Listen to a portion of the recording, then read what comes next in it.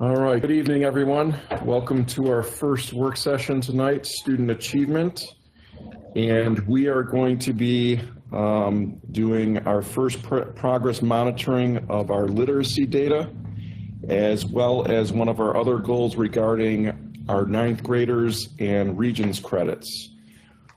Before I turn it over to Superintendent Dr. Tanja Williams and staff, I just want to quickly recognize the Department of Student Support Services and our Crisis Intervention and Prevention Division for all their hard work in allowing our McKinney-Vento students to get gifts this holiday season.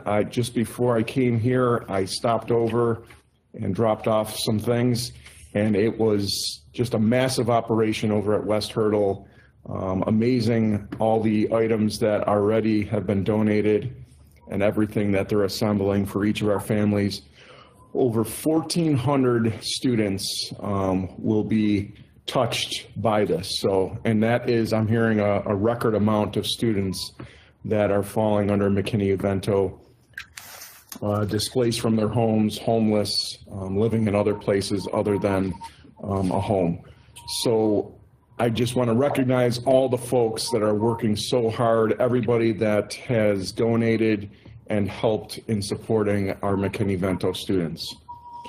With that said, Dr. Tanja Williams-Knight, go ahead, it's yours. All righty, thank you, Chairman Scott. You're absolutely right about, McKinney-Vento is a small team of folks, and they really oftentimes are not seen.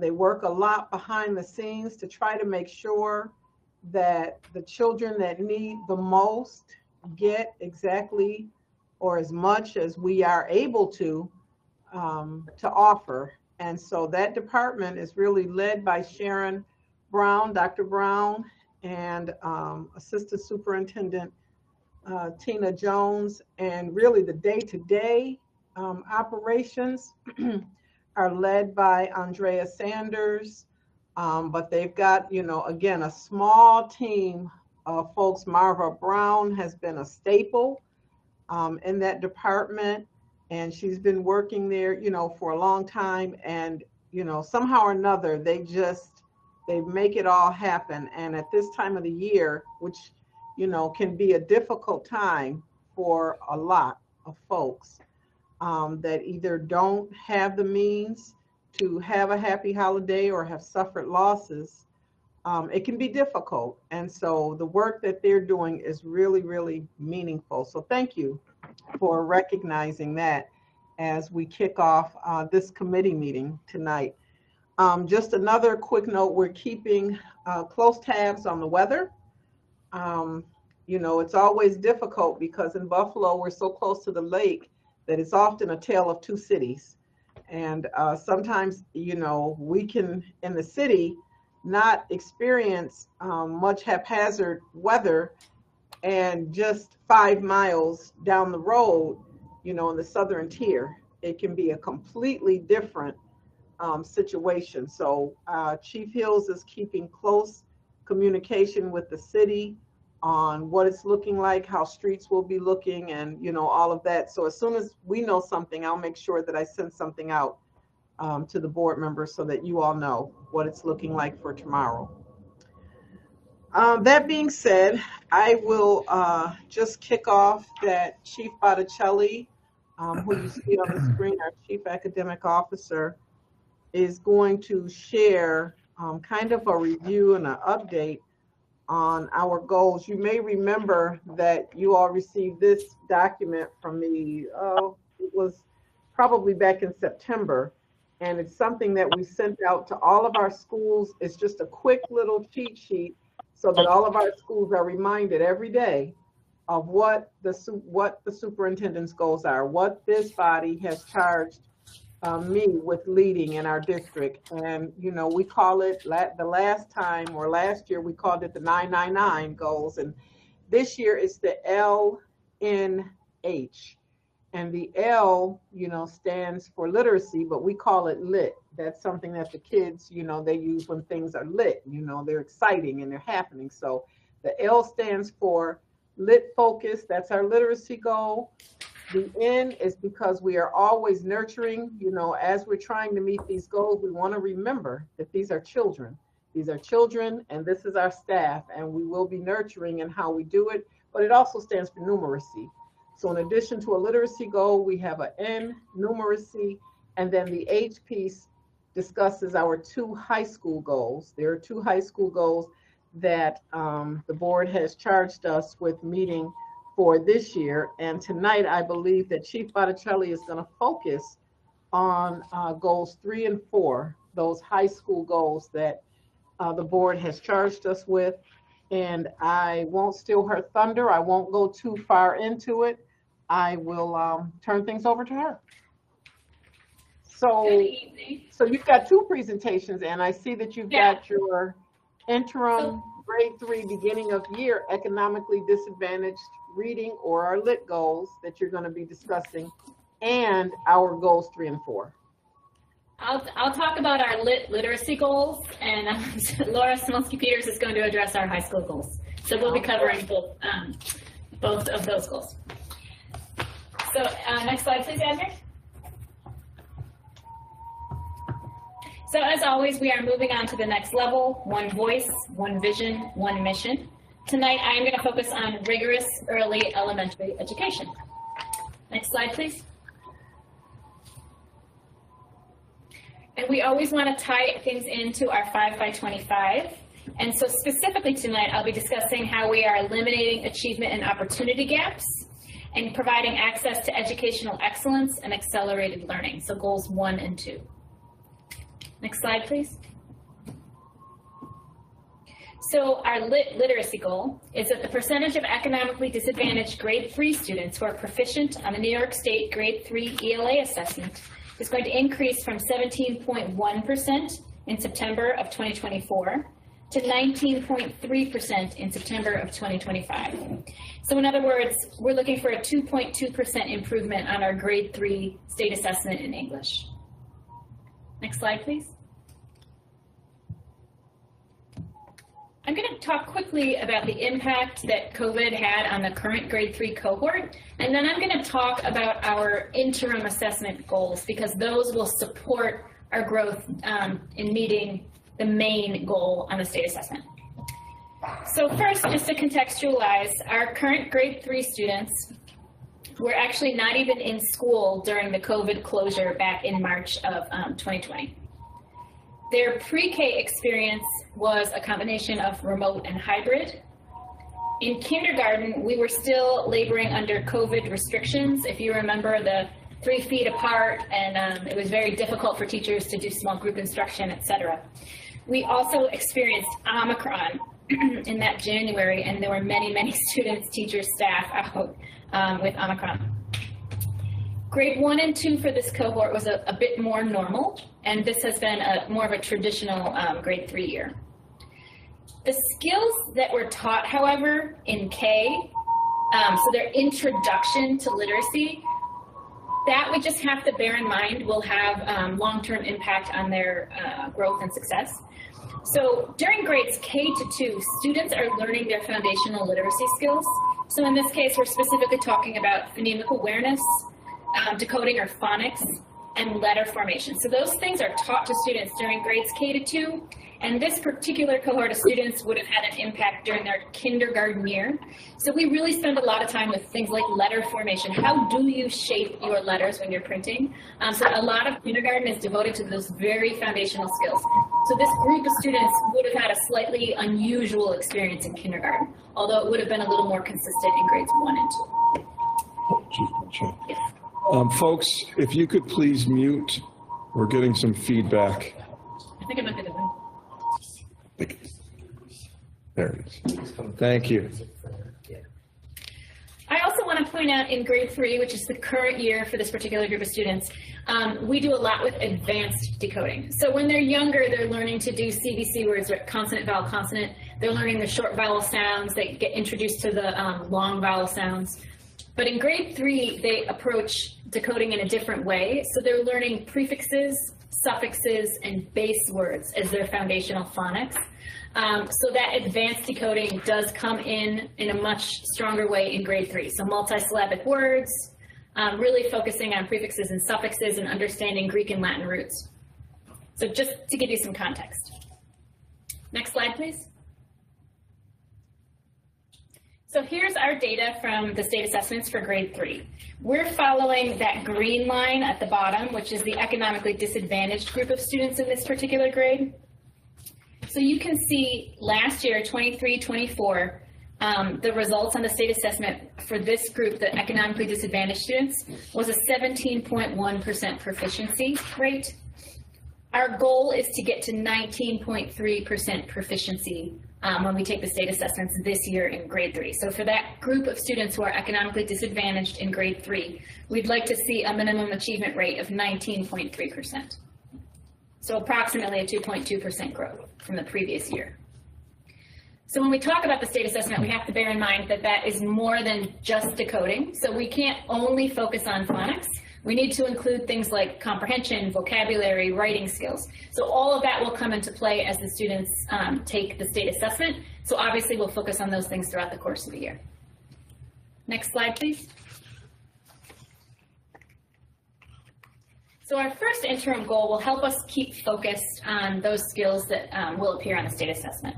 So we're looking to see that the percent of economically disadvantaged grade 3 students who are at or above benchmark on our iReady ELA assessment will increase from 30%, which was in 2024, to 32% in June of this year. So we're looking for a 2% increase for this interim measure on our iReady assessments for English in grade 3. Next slide, please.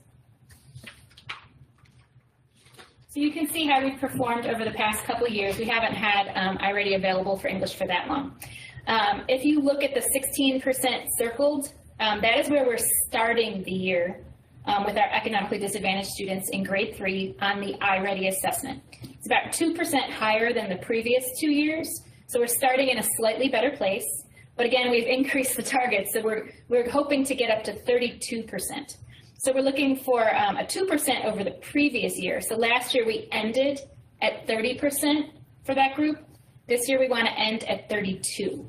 But overall, it's about 6% from 16% to 32. So we're looking for a minimum of 6% growth from the beginning of the year to the end of the year on the iReady.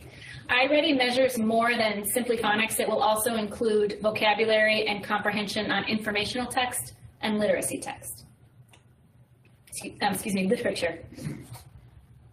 Next slide, please. And keeping our focus sharp, we're also setting 2 additional interim goals. Goal 1.2 is the percent of economically disadvantaged grade 3 students who are proficient on the DIBELS assessment will increase from 40% to 45% by June of 2025. So we're looking for a 5% increase in proficiency over the previous year. Next slide, please. So you can see we ended last year at 40% proficiency on DIBELS for that group of students, that economically disadvantaged cohort. We're looking to end this year at 45%, so a 5% increase from the previous year. But because of all the hard work the students and the teachers have put in, we're actually starting in a better place. So 2 years ago, you can see we started at 29%. Last year, we started at 33%. This year, we're starting at 35%. So you can see that the work they've been putting in to improve phonics, improve decoding skills, has been paying off. So we're looking for a 10% overall increase from 35 to 45%. So from beginning of year to end of year, we want to see a 10% increase. But that would again be a 5% increase over where we ended last year. So DIBELS measures basic literacy skills, those foundational skills. So it tells us, it takes several tests and makes a composite score for us, which is what we're using to assess proficiency. But it'll tell us if students can hear the sounds in a word, so if they can segment that, if they can look at a CBC pattern or a more complex pattern and decode it, so they can look at letters and sound them out, hopefully blend them. So when I look at C-A-T, I can say cat or cat, right? So then we add in a second layer with fluency. So we want the students to read a passage fluently and correctly. And then finally, we add in comprehension for the maze assessment. So DIBELS takes those scores and puts them into a composite for us. Next slide, please. This is our third interim for literacy. So we want the percent of economically disadvantaged grade 3 students who are well below average, those students often shown in the red section on the DIBELS assessment, will decrease. So that percent will decrease from 47% up from last year to 43% this year. So we're looking for a 4% decrease in the number of students who are well below average. So again, seeing that red band shrink. We want fewer students performing at level 1. Next slide, please.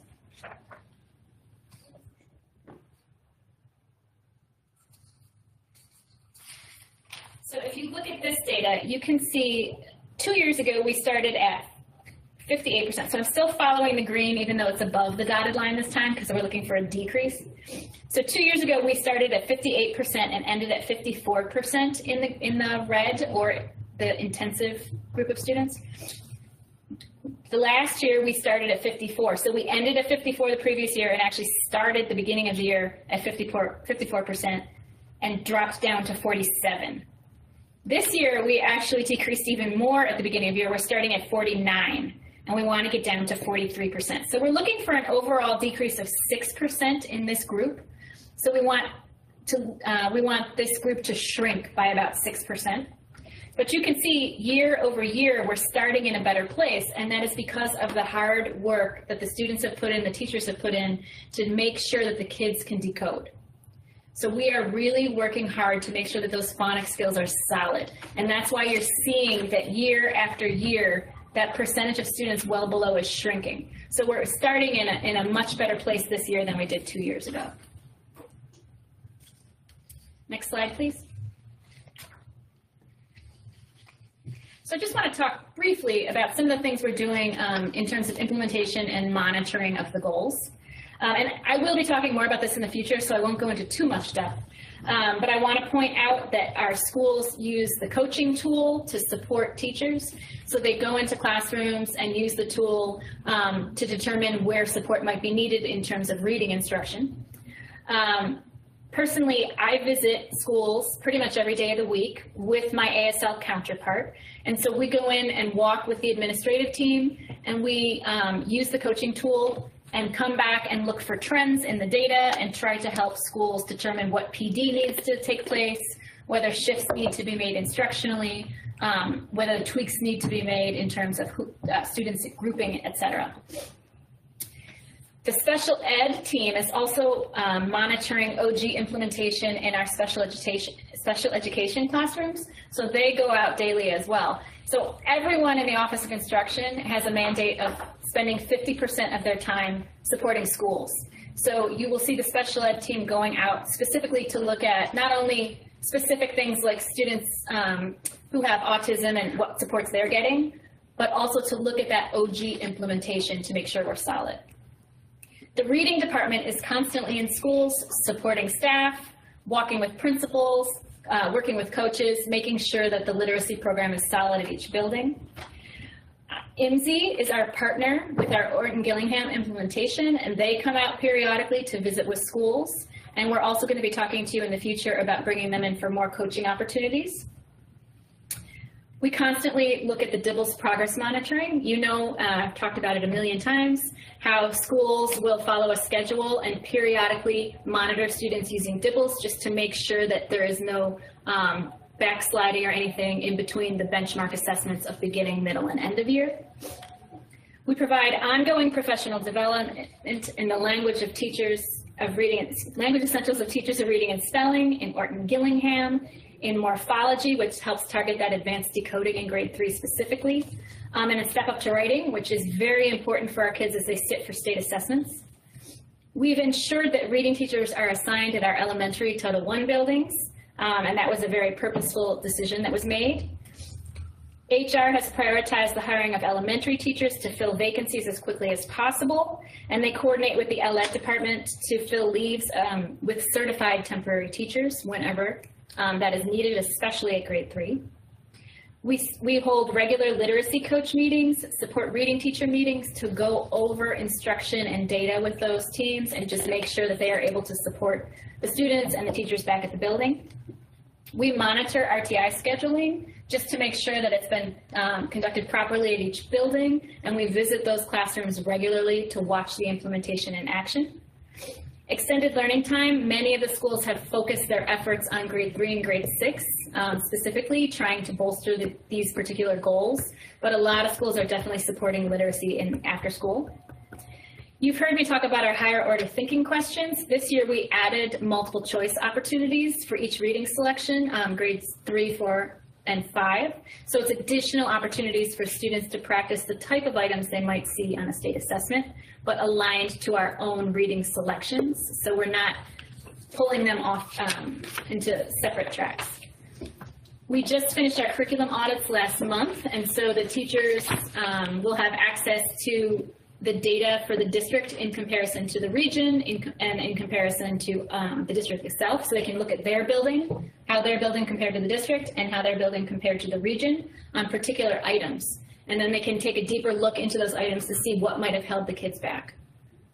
The superintendent has gone on a wonderful initiative where she is asking schools to submit writing samples. So we've provided prompts to the 3rd grade students at different buildings, and they have addressed those prompts and submitted their responses to the superintendent, and she is going student by student and providing feedback. So I think it's a really powerful way to help students see the importance of staying focused and getting that feedback from your superintendent. I can't even imagine what that feels like. And you should see the principals when they get her emails. They're over the moon. We hold ongoing executive level data meetings because we are always looking at the reading data, and we want to make sure that we are staying on track and identifying any gaps or trends that need to be addressed. We're in the process of filming some video clips for parents.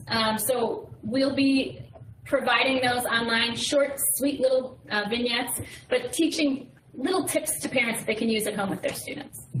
And as always, our CLRI team provides training and support to teachers, and we make sure that our curriculum is available to students in such a way that they can engage with it, no matter who they are.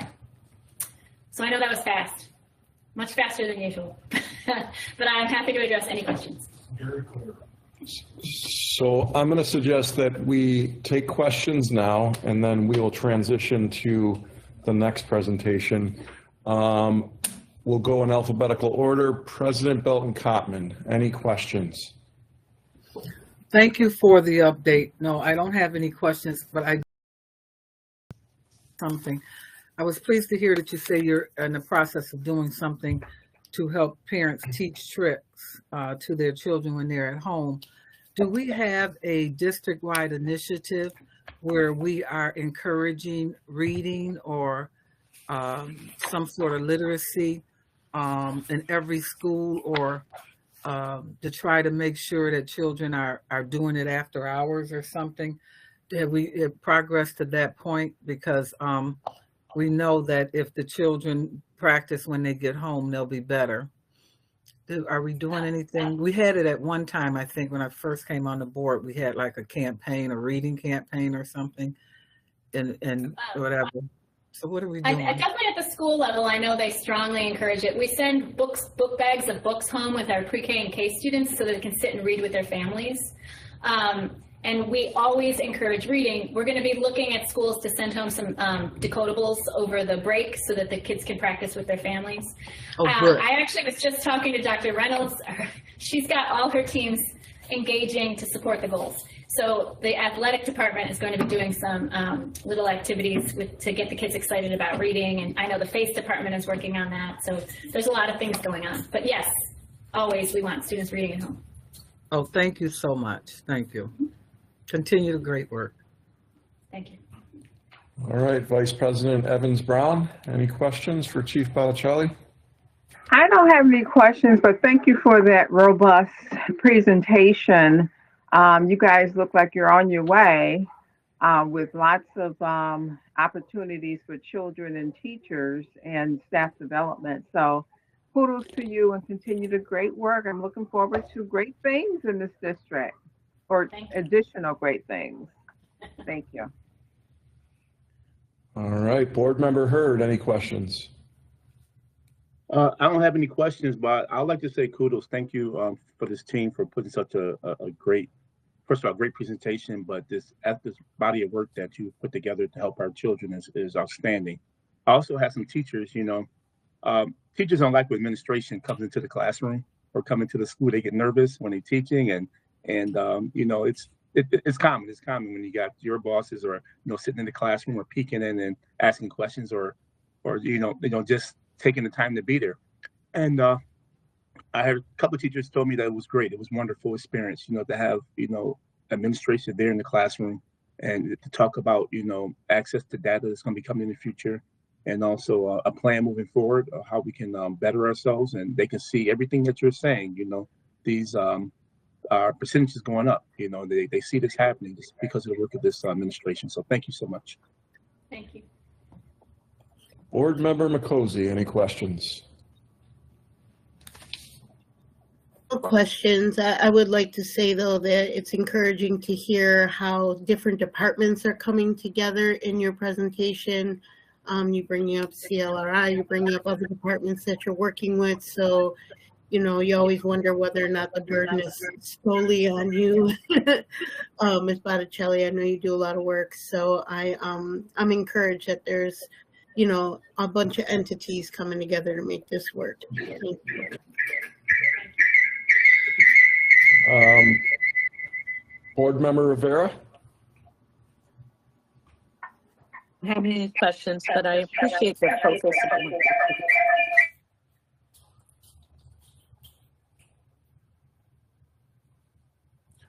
Board Member Shuda? I don't have any, I do have a question, I guess. I'm just wondering, as you devise a plan of support for the schools to reach these goals, what is the input that you get from teachers and administrators? Have we asked them what they think? About what specifically, sorry? Pardon me? About what? Ask them. Through all the planning, like as you do, for the literacy goal, have we had teachers and administrators, building level administrators at the table in the planning of the strategy to get the work done? Well, the schools are the ones who are devising the strategies to get the work done. So we provided the training, the methodological training, the programmatic training, the theoretical training, right? But they have to implement it. So they're obviously in their own classrooms administratively, looking to see where teachers need support. We train the coaches so they can support, but they've identified which particular groups of students that they want to work with to help meet those goals. So that was at their discretion. We gave them guidance about approximately how many students they would need to move in order for the district to be successful. But each building is approaching it in their own way.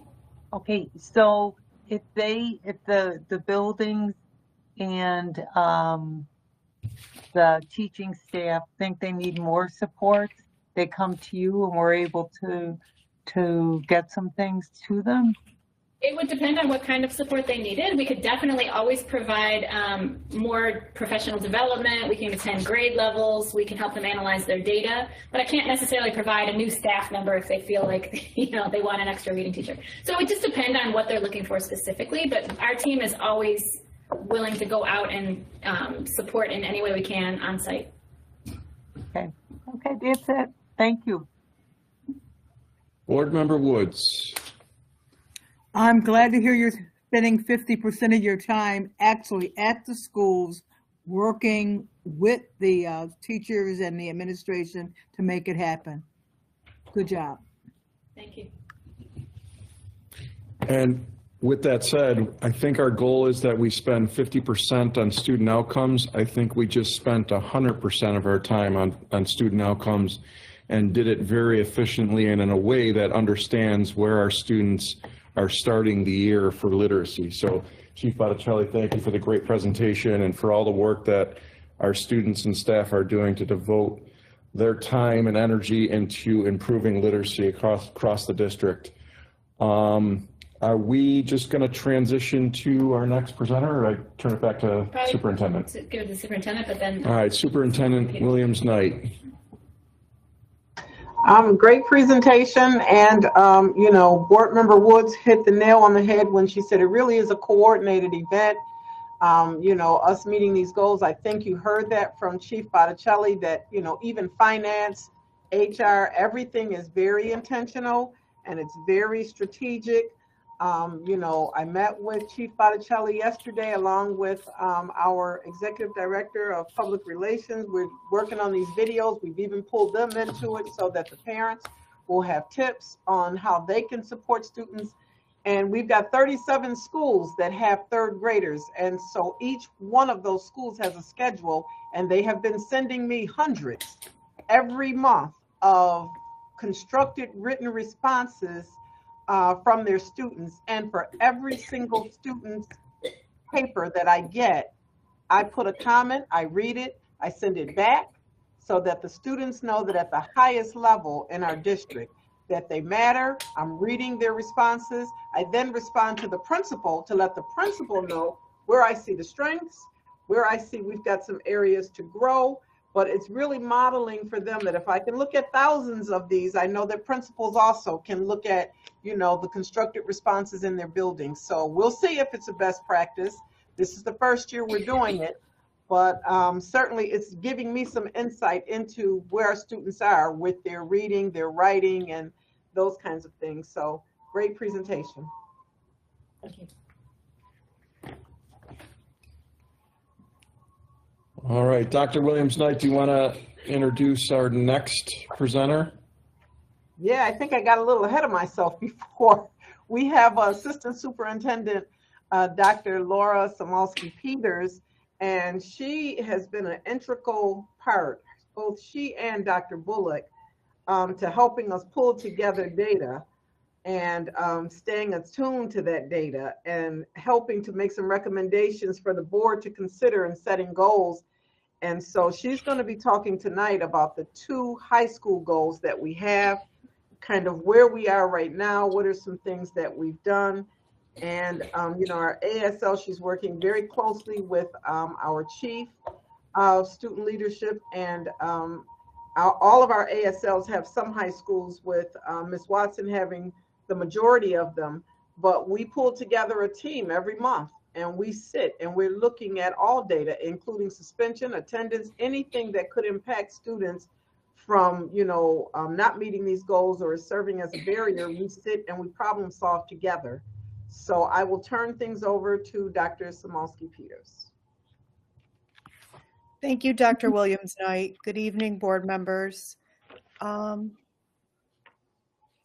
think I'm just waiting for the presentation to be up.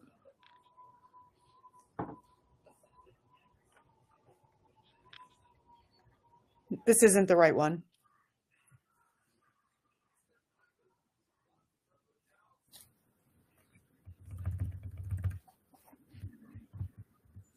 So while I'm waiting for the presentation, I'm just going to tee it off by saying that tonight I'm going to go through the 2 high school goals and their interims with you. Thank you very much. That is the right one. And we are going to review our first quarter progress towards goals 3 and 4. Next slide, please.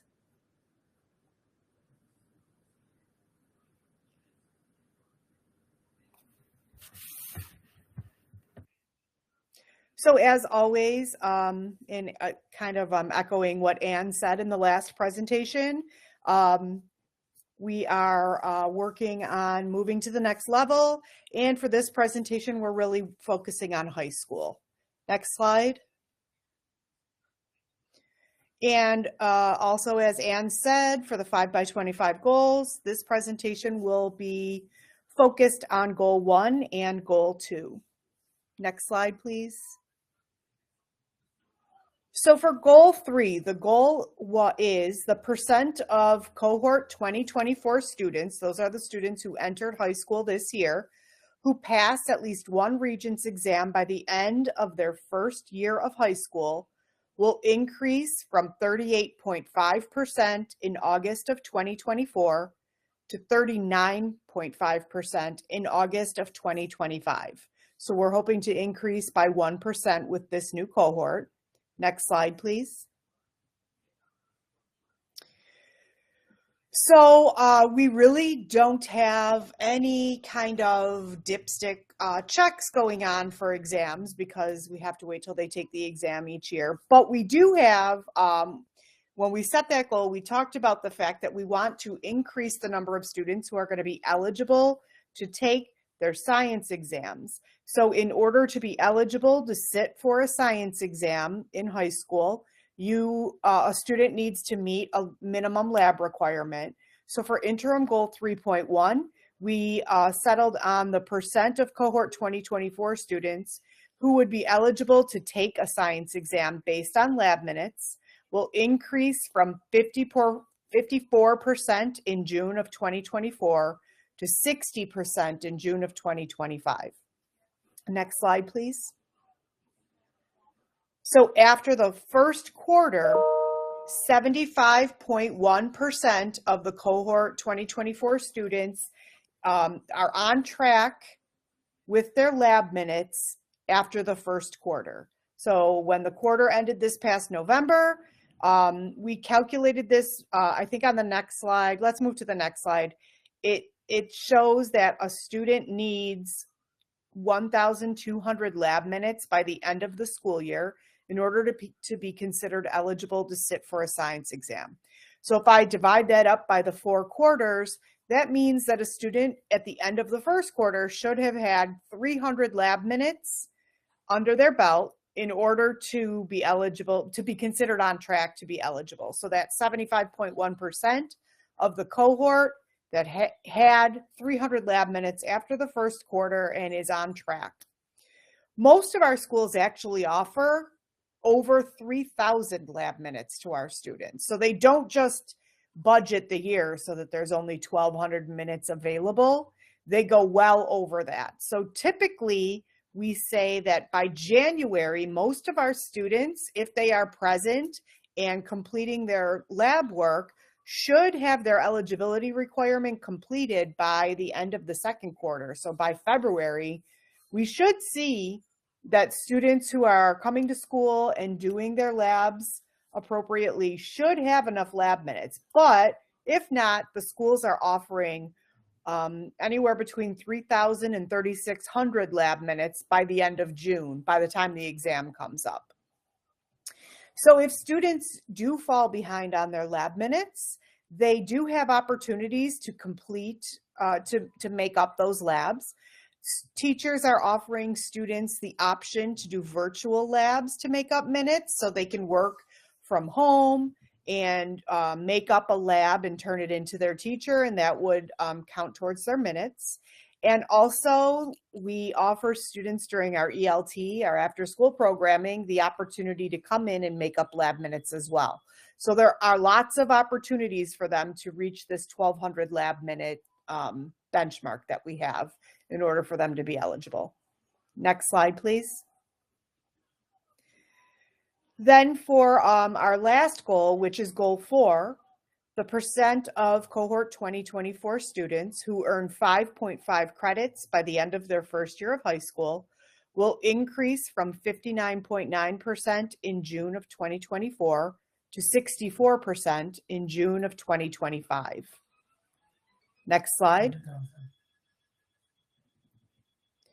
So the interim goal was that we would check each quarter to find out how many students are on track to earn 5.5 or more classes at the end of each quarter. I know it says quarter 3 on the screen, but the official interim goal will be measured after quarter 3. We want to increase from 69% last year to 74% at the end of this year. but we did do a dipstick check at the end of Q1 to see where we were. Next slide, please. So this is a little chart that shows for each of the cohorts for the last couple of years where they were after Q1. So 2 years ago with cohort 2022, we had 74.3% of the cohort passing 6 classes, which would be 5.5 worth of credit by the end of Q1. For last year's first time ninth graders, cohort 2023, they were at 76.1% passing. And then at the end of this past quarter, our cohort 2024 students, we had 74.8% of the cohort passing at least 6 classes by the end of Q1. Next slide, please.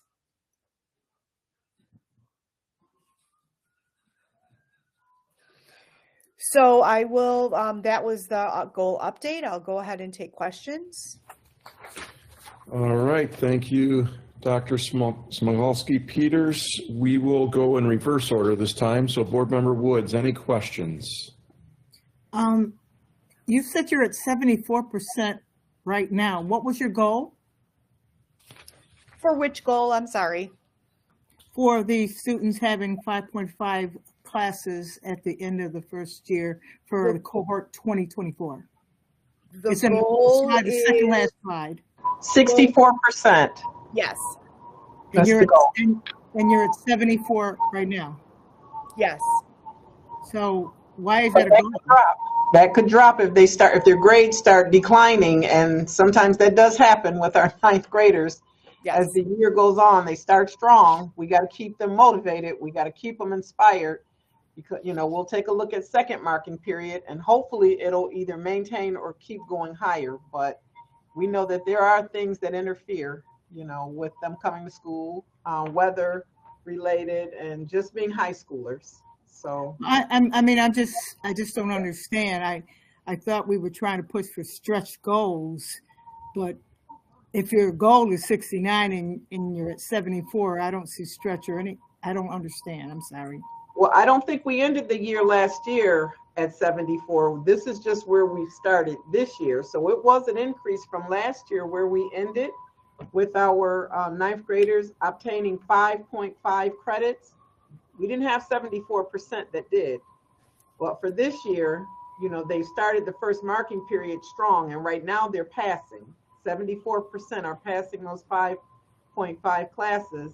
We want to keep that going, because that usually doesn't happen. Unfortunately, it starts to decline as the year goes. Just like, the graduation rate, we have the largest number of students in ninth grade. By the time they get to 12th grade, that cohort has shrunk. We lose students. They start out strong, but if you start the year with 100 ninth graders, in 4 years, you won't likely have 100 that are seniors that are passing. Yeah, the data on that last slide showed that last year we were at 76% after Q1, and then by the end of the year we dipped down to 64%. So it does decrease as the year goes on. Okay, so you consider 69% a stretch goal? Yes. Okay. For our first year. This is the first year we're monitoring this. Okay. No more questions. Thank you, Board Member Woods. Board Member Shuda. I would say that I really like the close monitoring.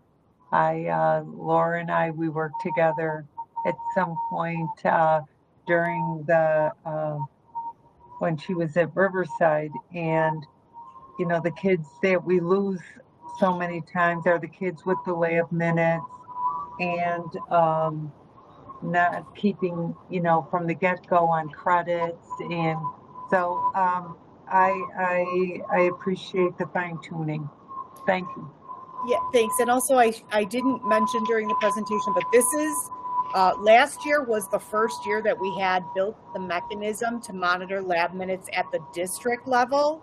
We typically had left it up to the schools to monitor how many lab minutes students were getting. And so last year we built a dashboard that the science director, Mrs. Merrick, she is on that every day. And if she sees anybody starting to fall behind, she's reaching out to principals and ensuring that they get with their teachers and come up with plans to get people back up on their lab minutes. So it's And that's really working out crucial. well, having a district level Yes. ability to monitor lab minutes. Crucial. Thank you so much. That's good news. Thank you. Thank you. Board Member Rivera, any questions?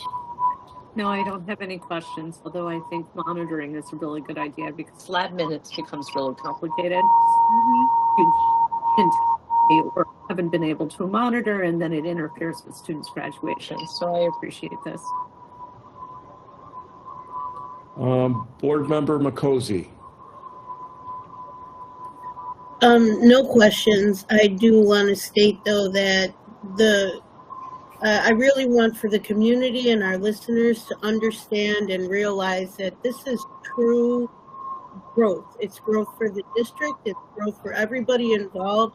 The fact that steps are being taken in order to look and monitor and see things that maybe, for how many decades we were doing in different ways. I just really would love for folks to really see that this effort is the entire district, right? All departments are doing some sort of monitoring, and please, keep asking questions and keep doing what you're doing and bring suggestions to us as to what you would like to see, because in 9 years, I've seen more fine tuning happening in this past year than I think I've seen in my entire term on the board. So I appreciate it. Well said, Board Member Makosi. Board Member Hurd, any questions? Yes, I just have one question. Great presentation and a great initiative from the district to monitor this from a higher level. My question is with lab minutes. I know that my son had difficulties when he was going through in high school, and understand when the superintendent states that throughout the year it tends to drop. A lot of things happen. We went through COVID, colds, kids get sick, teachers get sick. A lot of things happen that might take children direction away from the educational part of it. But how are they handling catching up or making up lab work or work for it so that they can catch up? I think that one of the biggest caveats, because once teachers move on, it's hard to go backwards and have those children catch up or get a grade for some of that work. So the students are given opportunities to make up lab minutes and work in the ELT after school programs. There's also some with labs, there's virtual lab minutes that they are allowed to work on. So they could do those from home. And then, many teachers will just have makeup assignments that are available in Schoology that the students can do and turn in at a later date that they'll accept for a grade. So there are many opportunities for students to make up both labs and then work. And I think that this year, now that we're really keeping a close eye on the ninth grade cohort, we've never done that before. We've always looked at seniors. Now we're looking at brand new ninth graders, and we're giving principals and teachers information early enough in the year that they have time to put in additional interventions where they're needed. Mrs. B. Peters, what I was saying is that maybe since the district is looking at this from a higher level now, maybe it could be a constructive plan for all teachers to follow that could be presented just in case a child does miss. So it'll be the same from building to building, except for individual teachers trying to make up in different ways. Because I know that's for some reason it's hard to catch up. And once you get behind, it's hard to understand what you're working on in the future. So if we can try to find some kind of way that from a higher level. And thank you so much for your presentation. Appreciate it. Thank you. All right, Vice President Evans Brown. I just have a comment. Thank you, Dr. Samolsky, for your presentation. An update, high school dropout rates has always been one of my key concerns with our young people. So I think as a board, we were trying to capture that group this year, making sure that these kids, continue with good patterns and attendance. I think that I don't know what that is. I think the board was really interested in looking at our children staying in school and getting at least 5.5 credits by the end of their ninth year, because that shift from 8th grade to ninth year is very scary. You talk about, teenagers, you talk about adult stuff that they have to endure, you're talking about, girls and, so on. And so for us to be monitoring this process is so critical. I love that we have included it in our goals this year, and it's that really works for years to come. Thank you. I don't know what the question is.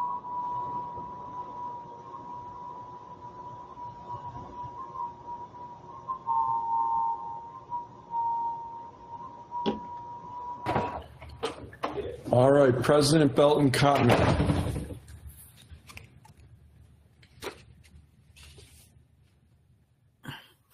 Thank you for the presentation, Doctor.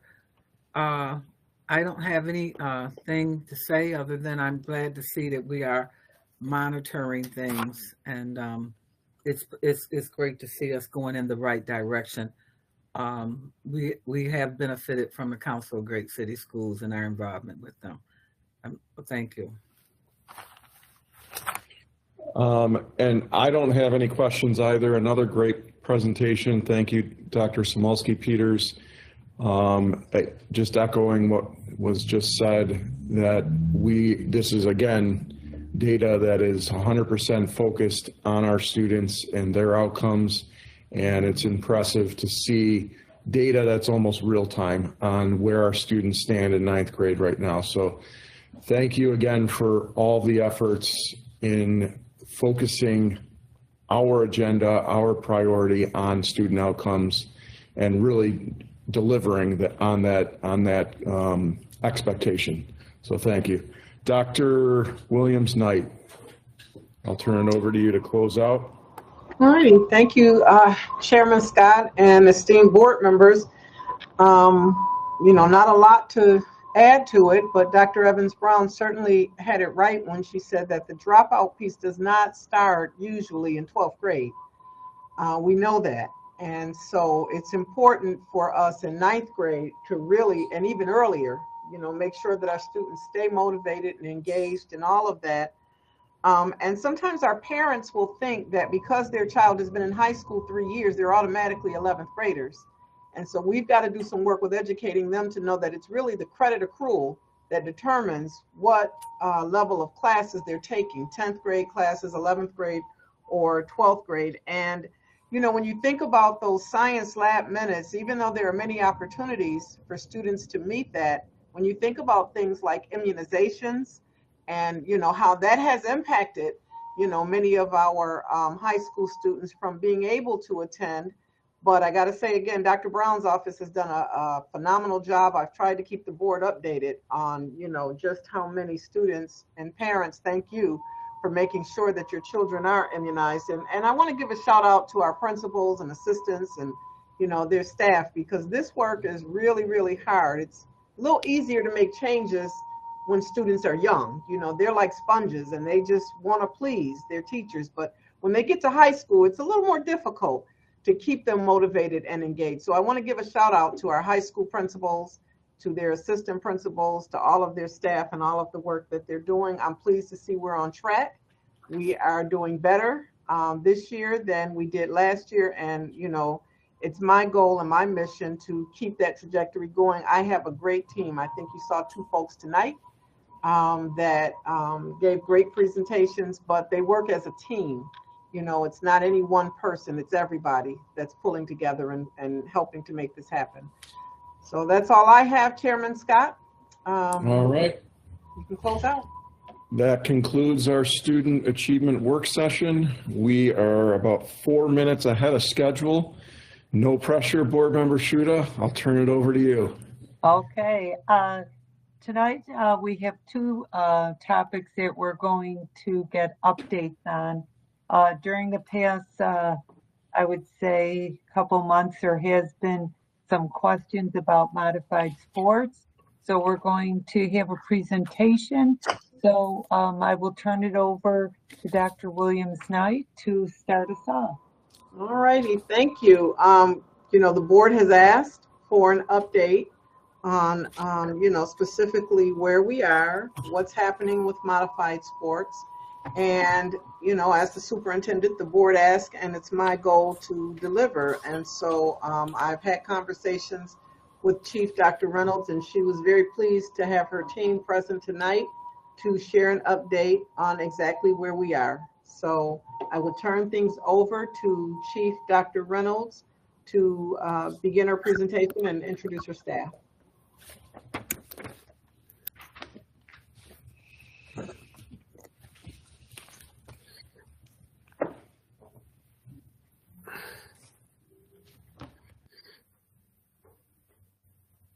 Dr. Reynolds, you are muted.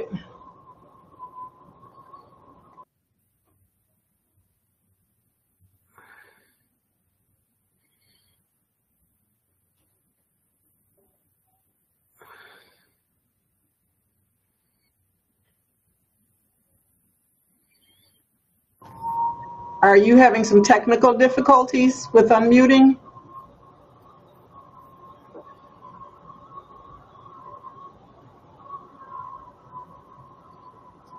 Okay, and in respect of time, we'll go ahead and get started. I see that we have Executive Director Lloyd and Supervisor Ricky on. I'm not sure which of you will be taking the lead on the presentation, probably Director Lloyd. Okay, you can go ahead. They should be good now. Thank you, Dr. Williams-Knight and Mrs. Shuda. And good evening, honorable board members, superintendent, and colleagues. Thank you for the opportunity to present our Buffalo Public Schools Modified Athletic Program overview. Before we get into this presentation, I would like to say thank you to our Buffalo Athletics staff, Dr. Mona Reynolds, Mr. Patrick Ricky, Mrs. Heather Rogers, and Mrs. Paula Williams for their contribution for this presentation. I would like to provide clarity on the history of modified athletics in Buffalo Public Schools. Since the 2006-2007 school year, Buffalo Public Schools has participated in Section 6 modified sports, offering 7th and 8th grade students opportunities in modified cross country, basketball, swimming, track, and lacrosse. Programs were supported with Nike uniforms, certified sports officials, district transportation, and hourly paid coaches. However, due to unforeseen circumstances and the impact of COVID-19, the modified athletics program ceased operations after the fall of 2019. The program was brought back in 2022. Tonight, we will share with you our modified athletics philosophy, its benefits, and the requirements for participation. We will also review current sports offerings, analyze participation data from 2022 to 2025, and shed light on the challenges and needs in the athletic programs. In addition, we will conclude with informing you about a survey Buffalo Athletics is conducting district-wide. Next slide, please. Okay. Thank you, Director Lloyd. My name is Pat Ricky, for those of you I haven't met before. I'm the supervisor athletics here in Buffalo. I'm going to talk to you a little bit about the modified athletics philosophy. Can everybody hear me okay? I sound all right? You can go ahead and pass the slides, please. Yep. Our program philosophy emphasizes opportunity, access, fun, and equity for all 7th and 8th grade student athletes. It aims to provide a positive introduction to organized sports, fostering personal growth and skill development on and off the field. Our key goals include increasing participation, maintaining an academic athletic balance, and offering competitive opportunities. Our focus is on teaching teamwork, sportsmanship, communication, respect, responsibility, and the fundamentals of each sport, and the essential athletic skills by understanding the game rules. Next slide, please.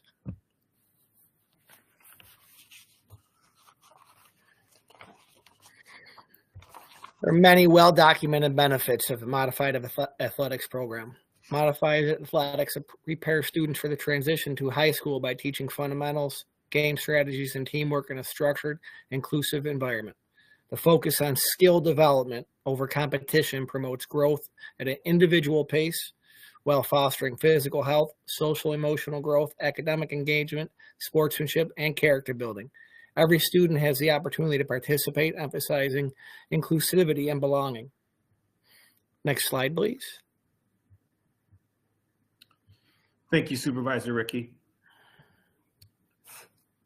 New York State Public High School Athletic Association and Buffalo Public Schools have clear participation requirements. Students in 7th or 8th grade are eligible for modified competition if they are a bona fide student at the school they represent. Parents must register and give consent to their child to participate through final forms, have an updated physical on file, and adhere to the Buffalo Public Schools Code of Conduct. Once students meet these minimum requirements and any other requirement by the building principal, they will have access to the modified sports offerings. Next slide, please.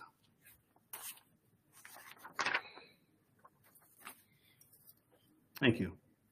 Buffalo Public Schools currently provides a variety of modified sports for both boys and girls. In the fall, we offer cross-country and flag football. In the winter, we offer basketball, swimming, and wrestling. And in the spring, we offer soccer and track. Next slide, please. Since the reboot of modified sports in 2022, we have experienced a 10% increase in participation. In 2022, Buffalo Public Schools offered flag football, basketball, and track with a total of 751 students registered. In 2023, the offerings expanded to flag football, to include flag football, basketball, track, swim, and soccer, with 831 students registered for sports, based upon Final Forms data. This represents a 10% increase in participation. This year, we have further expanded our sports offerings by adding cross-country and wrestling. Notably, flag football saw a 13% increase in participation numbers from year 1 to year 3, and 170 students participated in the cross-country program. With the addition of cross-country and wrestling, we anticipate a significant increase this year in participation numbers moving forward. Next slide, please.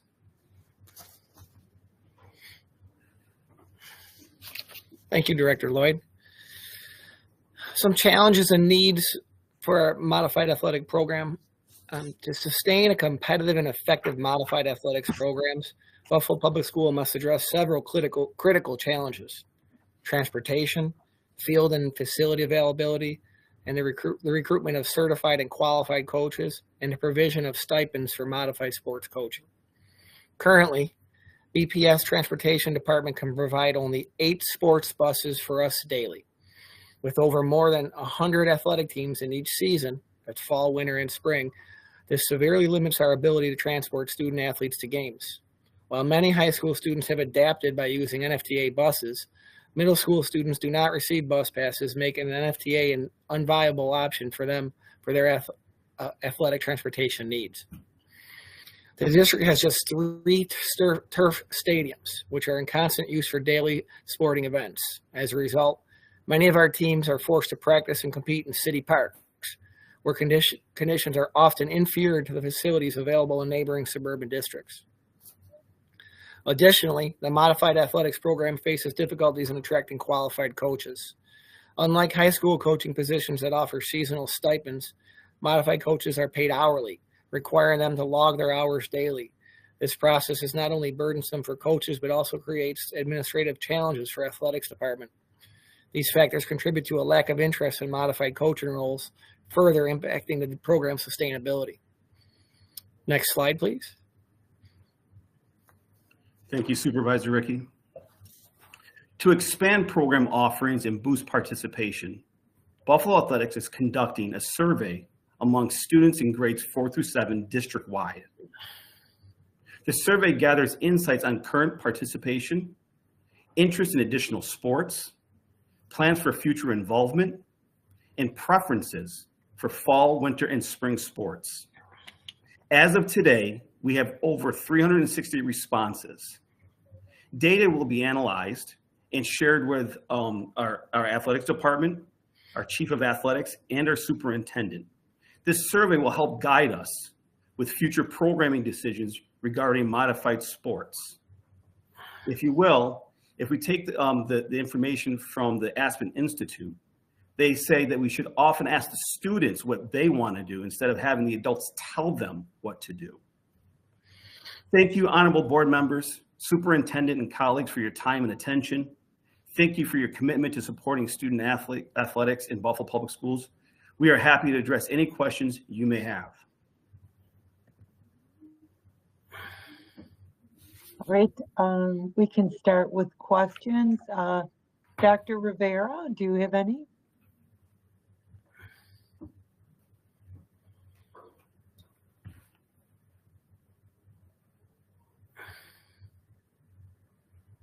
Oh, I'm sorry. Dr. Rivera, do you have any questions? No, I don't have any questions, but I am glad to see us moving forward with modified sports and increasing opportunities. Okay. Mr. Hurd? Yes, I have several questions.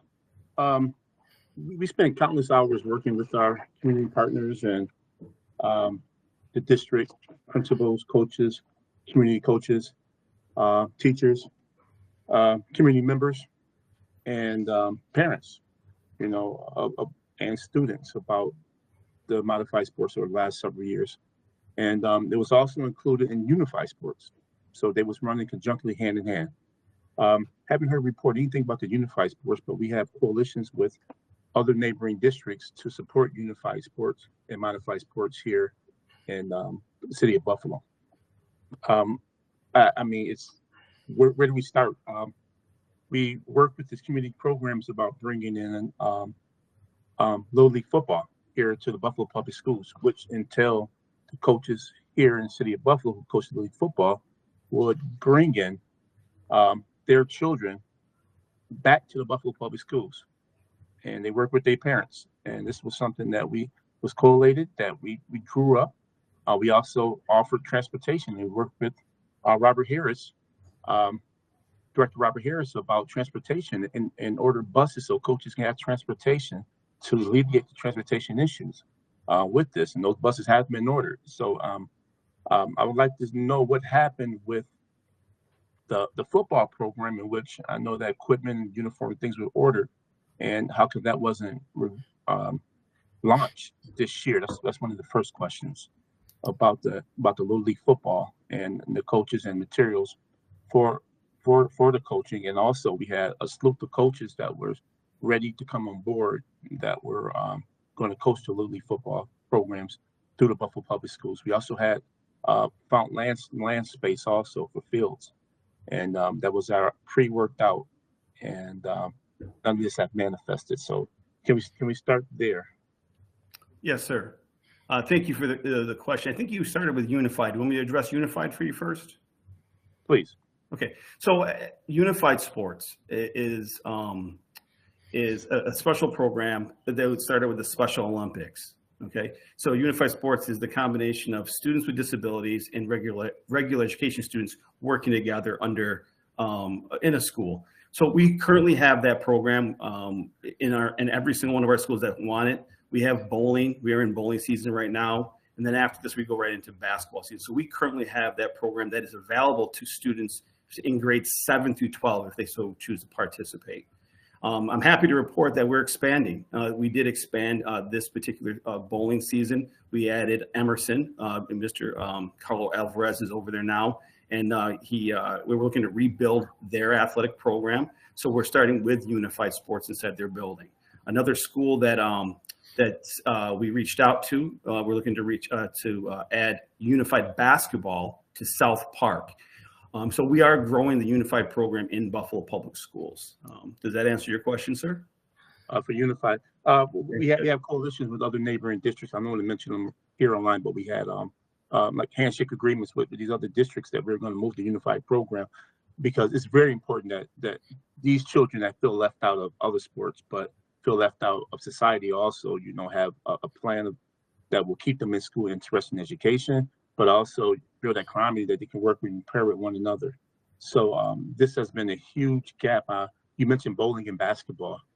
Those were two of the things that was very, very important, working together. And also we work with the NFL, who want to work unified with the flag football program also for those individuals that had financing in place that could help support their programs. We work very closely with the Buffalo Bills. We look for equity, and looking at equity, we want for all children. It's not just like several building or 7 different programs. That's been the problem with this district for tens of years, is that it doesn't fit all children in all programs. Now, if we went to club sports, you can see where club sports differentiate between some programs and other programs, because we want to call everything out. But what we're looking for is equity, and trying to make sure that all kids have access to it. And during this presentation, I believe you mentioned that it was. I just took some brief notes, but we're talking about all children in equity, and what I'm trying to get through is that we have a very, very distinctive difference between our children and education here. We have criterion kids, we have kids that's in regular schools, but some of our children or parents feel like our kids are being left out of certain different programs. And how do we build equity within that? And we can start with the modified. Okay. I agree. Well, our unified program, just to clarify, is available to every school that wants to participate in the unified program. And as I mentioned, we are growing, and we are creating a plan that we include all schools, like I mentioned with South Park and Emerson. Now, Section 6 New York State recognizes 2 sports right now, which is bowling and basketball. They are piloting other sports in other schools. So, for example, Williamsville is piloting unified volleyball. Other school districts have chosen to pilot unified bocce ball. So as we get interest, based upon the interest surveys that we put out, we will be adding those sports. The second thing that you mentioned, sir, was about modified football. And you mentioned about, several items, such as transportation through Rob Harris' office, coaches from the community. We, as the athletic director of Buffalo Public Schools, none of this information has crossed my desk that this exists. So as a matter of fact, it was just an idea of a football program. So I've identified it. I anticipated this question coming up, so I kind of just drafted some notes here. And I'm going to ask Pat Rickey to jump in, so just in case I forget a few things, okay? So we did start, as soon as Dr. Reynolds notified my department about the topic of modified football, we went to work on it. So we checked with the city of Buffalo. As Pat Rickey already mentioned, we used 3 of our stadiums for soccer, football during the fall time, okay? So we checked with the city of Buffalo, Mr. Andy Rabb. There was no agreement with the city of Buffalo to use any of their property for modified football. The city of Buffalo is willing to sit down at the table with us to discuss those options, but as of this past year, he identified, and he's happy to mention this, that no one has approached him about using any city property for football. In addition to that, there was a survey done in 2022, okay? And the survey included modified football. In that survey, only 17 people responded to that survey about wanting a modified football program. So another point was there was a lack of data supporting a modified football program. We checked with many principals. A lot of the principals had no knowledge of any kind of football program or their students participating in any kind of program. In addition to that, I know the Little League people. One of the people that said I can use his name is Damaris Johnson. There was no communication with Little Leagues about the potential combination, merger, takeover of modified football. In addition to that, lack of storage. During our findings during this past year of studying modified football, we asked the city of Buffalo once again, if we were to put a container on your property, would that be allowed? The city of Buffalo said at no point in time is the Board of Education allowed to put a container on their property for storing football. For these reasons, sir, we paused football so we can put systems in place and get everything in motion for a modified season. We are happy under the leadership of Chief Reynolds to create this survey to ask every single building around our school district who's interested in football. We're going to use that data. We're a data-driven district. We're going to use that data to decide how many football teams that this district can actually support. We're going to continue our conversations with the Little League about what it takes to run this league. I've already started those conversations. We're going to identify the school buildings that have the students in there. We're going to talk to those principals first about gaining their support. Okay. Well, first of all, Damaris Johnson isn't a coach. He hasn't coached Little League football. He's a trainer and also a former football player. So speaking with him will not give reflection on what the coaches have set it forth. Many coaches have said in Riverside High School, Little League football coaches, we had at least 40 of them that I can tell you, name names, that came in and sat down and said that they wanted this program with the district and that would afford more kids to come back to the school. We was looking at bringing the kids back to the Buffalo Public Schools with this. So it's not this conversation already have happened, and there was previous administrators of athletic did surveys previously and worked with community coaches, and we had weekly and monthly meetings about this. And some other programs that was talked about was the wrestling program for the modified, and also the boxing program. We had boxing coaches wanting to come in and bring rings into schools at our elementary programs, because boxing is a very good tool to teach kids discipline. So we were working with that also, and those were absolutely would have been under club sports because they would have been within the Buffalo Public School system. And some of this was designed to bring children from charter programs back into the Buffalo schools to build our base back up here with the Buffalo schools. So it was very definite design where this was working with community coaches. And we had a slew of coaches that was really ready and wanted to work under a Buffalo Public School program, because having the structural leadership and also having a base of rules and regulations to go by will suit them better for these fields. And Pat himself, he was there at many of the meetings. He can contest to them also. I believe just about 90% of the meetings that you were at, Pat. So these conversations has happened. And like I said, we have coaches in boxing and wrestling, track, soccer, also the boys swim and girls swim programs that were ready to come aboard and work here within the district. And one of the biggest things was soccer, because of our indigenous population and our the town was coming back from City Hall. Chair, Board Member Hurd, if I can respond quick, we did add modified wrestling this past winter for the first time in district history. And we did add for the first time in district history modified soccer last spring. We had 6 boys teams and 5 girls team. That was very successful. So I don't know if that's what you were referring to, but yeah, under the leadership this past year, for the first time in the history of Buffalo Public Schools, we've added those 2 sports. So it's been a phenomenal success, as Robert alluded to when he was reporting the data. And if I can just interject for 1 second, just for 1 second, because I don't want it to turn into, we're not discounting anything that happened before at all. We're not saying that some good work, didn't happen. But I think what you have here is a team that's saying, they're interested in continuing to grow. It's hard for them to answer for maybe what happened, 3 years ago, 2 years ago. But you do have the team here that is willing to, hear the questions, hear some concerns. The historical knowledge is really important. So, thank you for sharing that. Some of those things, were in play, but you've got a team here that is interested in, you know, continuing to grow our modified sports program. And in some areas they already have, but, you know, certainly there's always room for us, you know, in everything we do to continue growth. Hey, can Okay, we go, can we give someone else an opportunity?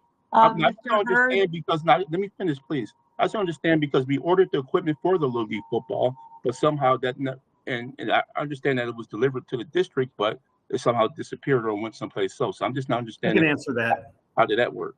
Okay, I can definitely answer that. And just for clarity, it didn't disappear. Again, there was no real plan in place, and apparently there were meetings that were held, and so I'd be happy to. There was a plan in place. We worked on. I understand, and I'd be happy, Mr. Hood, if you have the plan, I'd be happy to meet with you tonight, tomorrow morning, and get that plan. If you have the plan, and sit down and review it. But I do not have the plan. So without a plan, it was an idea. And there was $300,000. You're correct. There was $300,000, and the board should know this. $300,000 worth of equipment ordered based upon an idea.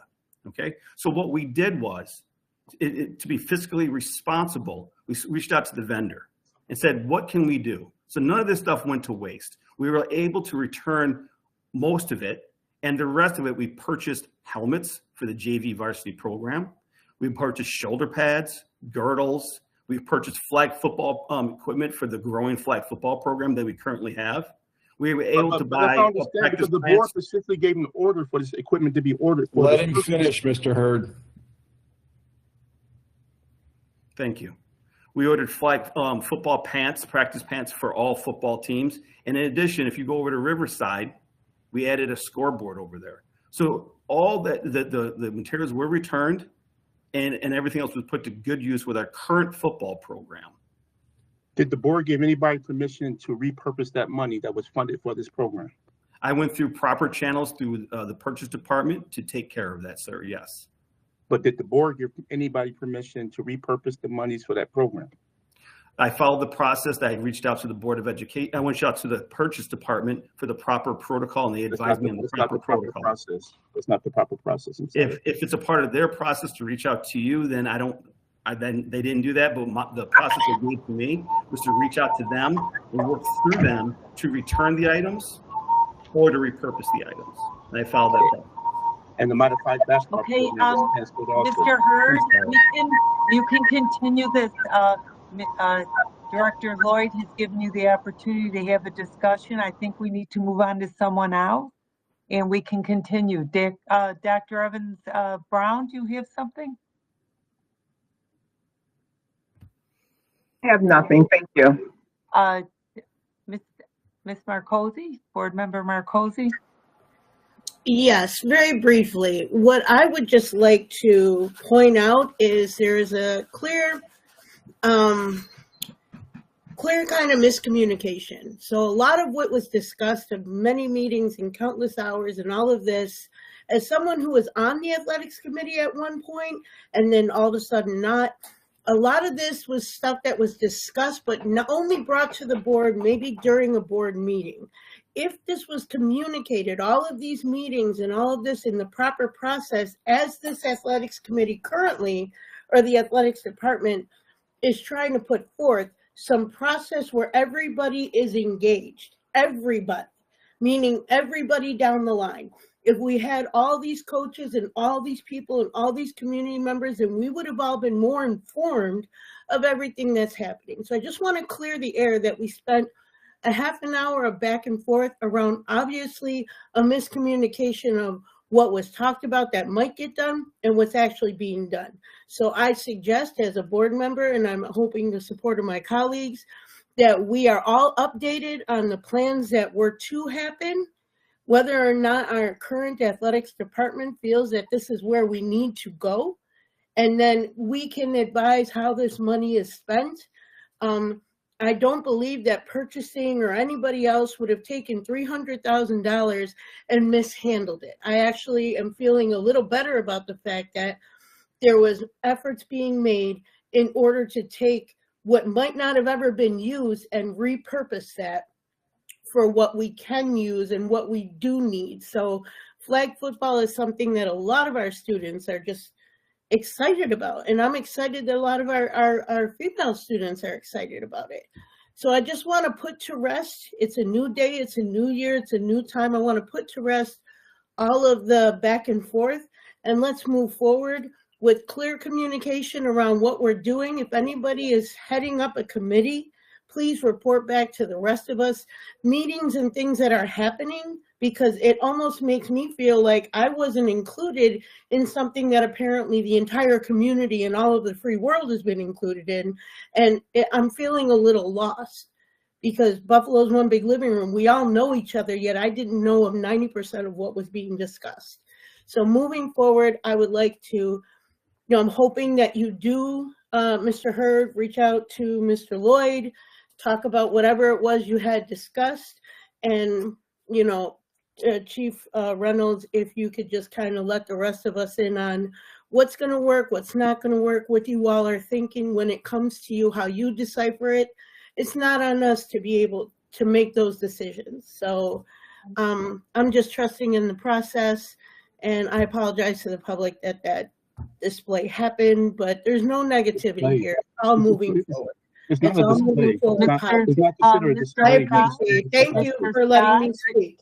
Mr. Scott, if you would like to have questions or comments? Yes. Thank you, Chairwoman Shuda. Just first want to say that my younger son played flag football for the first time this past fall, and it was a great experience. They have all the games at one field, so you can see the 6th grade, the 7th and 8th grade teams compete. And like Board Member McCosey said, there were many female students that were participating. The referees were excellent. As far as I know, transportation worked out for that, and the culminating event at Highmark was fabulous. So just really appreciate that opportunity, and all the work that's gone into flag football, and seeing it grow is telling that our students are interested in it. Director Lloyd, how are the surveys being administered? How are the students actually able to take those surveys? No, thank you for that question. So Dr. Reynolds, a little help here. So I know the surveys were sent out to every school that has 4th through 7th grade in the school district. This principal is leading the charge on this one, but we've asked them to do it during homeroom. So every single student has the opportunity to respond to that survey. We do have a deadline. Yeah, we do have a deadline of when the survey is due. I forgot the deadline. Is it next week? The 19th. And we're asking all students in grades 4 through 7 to complete the survey, because as Director Lloyd has mentioned, we want to make sure that as we're planning for next school year, that these are data-driven decisions based upon the interests of our students. Thank you. Just two more things. That's okay. 2 more things. I'll be quick, hopefully. Can you, the folks from the athletic department, can you share, do any of the charter schools have modified football teams? No, they do not. They do not. Yes. Which ones? Health Science Charter School, Marytown. Health Science Charter School is a high school. They do not have a middle school. Modified is only 7th and 8th grade. They do not have a modified team. It's only 7th and 8th graders. They talked about it, and then it was quickly shut down at the Section 6 meeting when they were informed that modified is 7th and 8th grade students, and they didn't have it.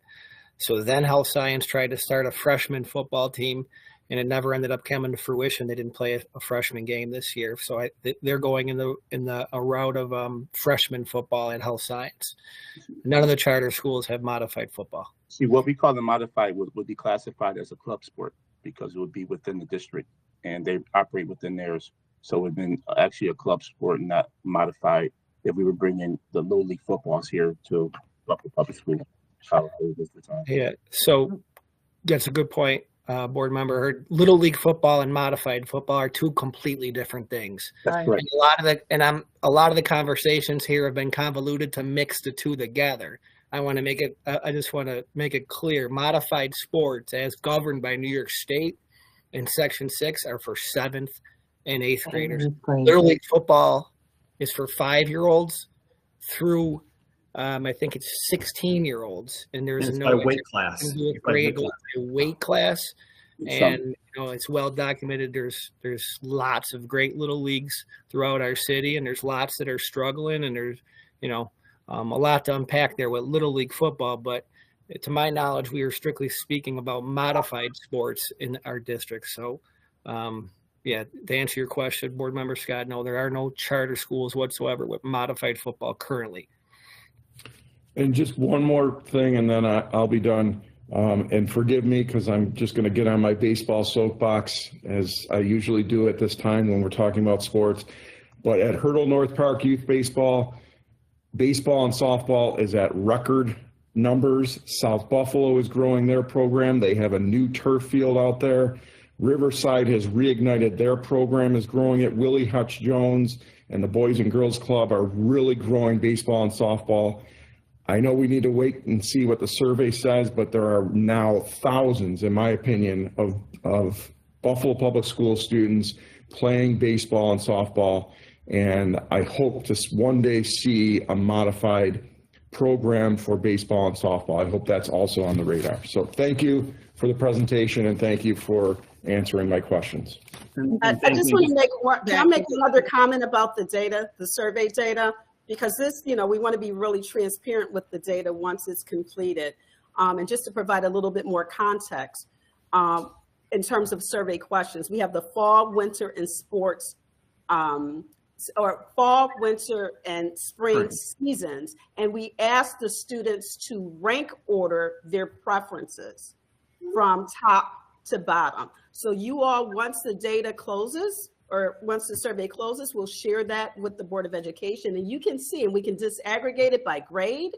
Although we're asking students in grades 4 through 7 to complete it, we can disaggregate it by school, by grade. So it should be pretty compelling data. Thank you. Thank you, Dr. Reynolds. Okay, President Feltman-Cotman. Thank you. I want to just say that there were a lot of meetings, and people, Mr. Hurd, myself, took time out of their day and rode over to the West Side to attend these meetings. And there was a presentation that was presented to the board by the then associate leader of whatever, assistant or whatever, associate or whatever. So there were some expectations that were put in place. Now, as to whether the plans were solidified or whatever, there was a committee, they formed, they said what they wanted to do and what we wanted to see, and it was presented to the board. That's how I remember it. Now, as I hear you speak, my concern is equity. When I hear a statement that says we provide any of the requirements that you're supposed to do, and then in there it says, and any other requirement that the building principal feels is pertinent. I don't understand how a district can function without having clear rules on who and what can participate. That concerns me because it becomes an issue of equity. Okay, and then the other statement that was said was every school that wants it. How do you determine how you want it? Okay, do the principal determine how you want it? How is that determined? Are you meeting with the parents in the building and the SST teams to determine it?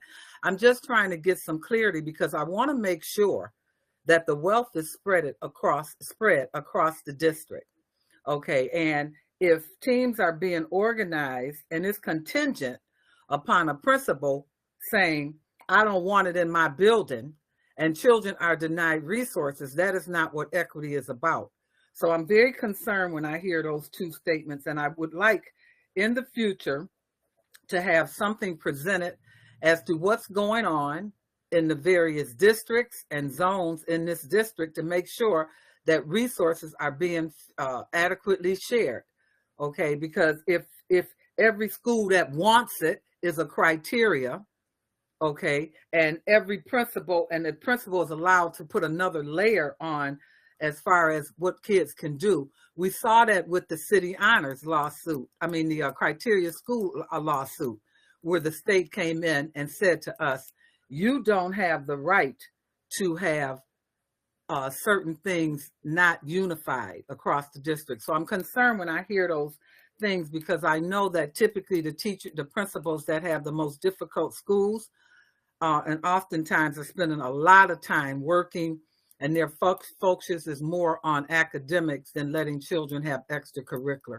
So I would like to see something in the that makes sure that equity is happening and these programs are being implemented throughout the city in the zones, 4 zones that are or divided by zones or whatever. But I know you can't necessarily do it by the districts, but by zones, to make sure that we're reaching out to children. And the other thing is that we were impressed or thought that athletics, the modified sports football program, would be a way for us to get more students and to keep our students with us if we allowed the coaches to groom them and move them forward. So I was surprised that the modified football sports didn't happen, but it is what it is at this point. I appreciate the work that you're doing, but I definitely want to make sure that the resources are being adequately shared in this district. Thank you. Okay, Thank you. as we're running over, but we're going to give Ms. Woods an opportunity. Do you have anything you'd like to add before we go to our next topic? Yes, on your list you had swimming. It said to be determined.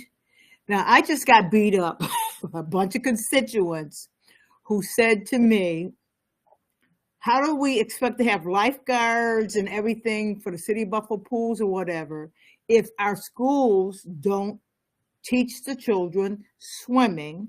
And they specifically beat me up because my city honor schools has an Olympic pool. And what does that have to do with equity? Every school should have swimming and every child should have extracurricular activities. And I just want to know what you going to tell me to tell me. Okay, yeah.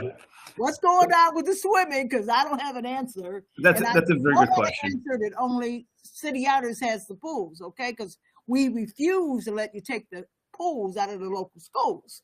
So give me an answer, help me out. Absolutely not. And that's good question. Very good question. And I apologize.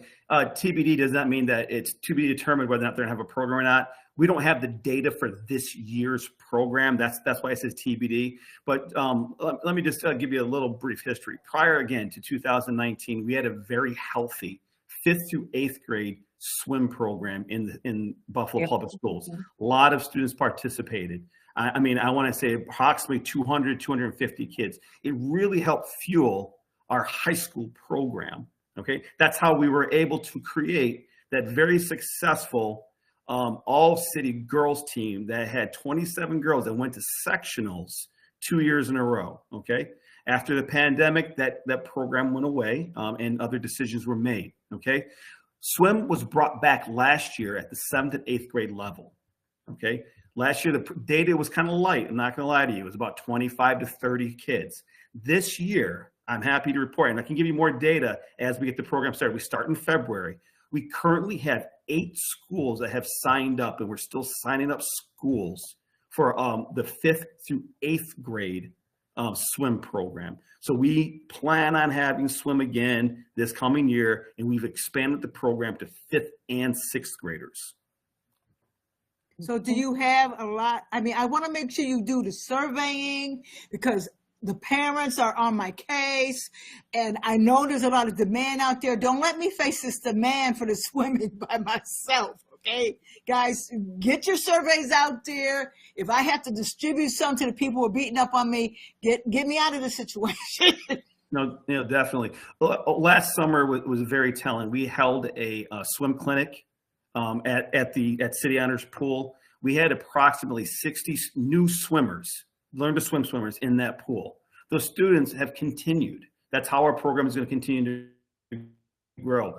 The Board of Education, the superintendent made it very clear last year that I can continue that swim program. And thank you for that. We had 60 new kids in that pool wanting to learn to swim. That's going to fuel our athletic program. In addition to that, we are working with physical education on making sure that phys ed has a swim program. So we have to partner with physical education. We need to make sure we offer swim over the summer and then provide opportunities for athletics, in athletics for kids to compete. Well, I know School 31, I demanded that they fix the pool. I was asked how many pools we have in the local schools. And I also said to these people that City Honor shares that Olympic-sized pool to anybody in the district. It's not just their pool. So, yeah, I would be happy to tell them that you said we are moving forward. Everybody's going to learn how to swim, including I can't swim, so help me too. Hey, thank you. Hey, Dr. Yep. Williams? And one last point, just we have partnered with Project Play of Western New York, and they are helping us train our trainers as well. And Board Member Woods, you can learn how to swim at our Family Resource Center at South Park. We have a Y on the Fly swimming program for families and for any of us. So please participate in that. Dr. Williams-Knight? I just want to just jump in. I'm very sorry. I'm on the phone talking about some weather-related things to see what we're going to be doing tomorrow. What's the question? I'm wondering if you'd like to close out. Okay. So Okay. So just so you know, I mean, Excuse me, Terrence Hurd has something he wanted to say. Please be respectful. yeah, we're going to be respectful of time because of the weather as well. Okay, thank you. We had a conversation with Andy Rabb in the past, and just wanted to just make a correction about Andy Rabb. We had talked in the past. This district has talked in the past about field usage, and it worked out very good for the football program for the little leagues, and that to attract more kids back to the Buffalo schools. That was the whole mission about bringing kids back to the schools. It wasn't about coming to a committee meeting and bringing in confusion or anything like that. And I heart go out for these kids, and we want to make sure they get every opportunity, but with equity also. So the board knows that we also talk with the PGA, the golf and NFL, that flag football program we started 3 years ago, and also with the NBA about bringing monies here to help support our kids in programs and building fields with the modified program for elementary, and that would be with taking 6 district schools and converting them to athletic programs here within the district. So I just wanted to say that, but it wasn't about being in conflict with the district, but it was more about being progressive for our kids, because the history of our children being neglected for decades and not given these outlets, it's been going on for a long period of time.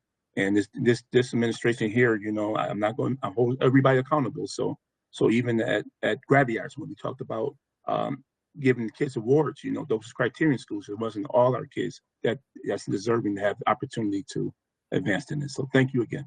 Thank you so much. Dr. Williams-Knight, if you'd like to close out this portion.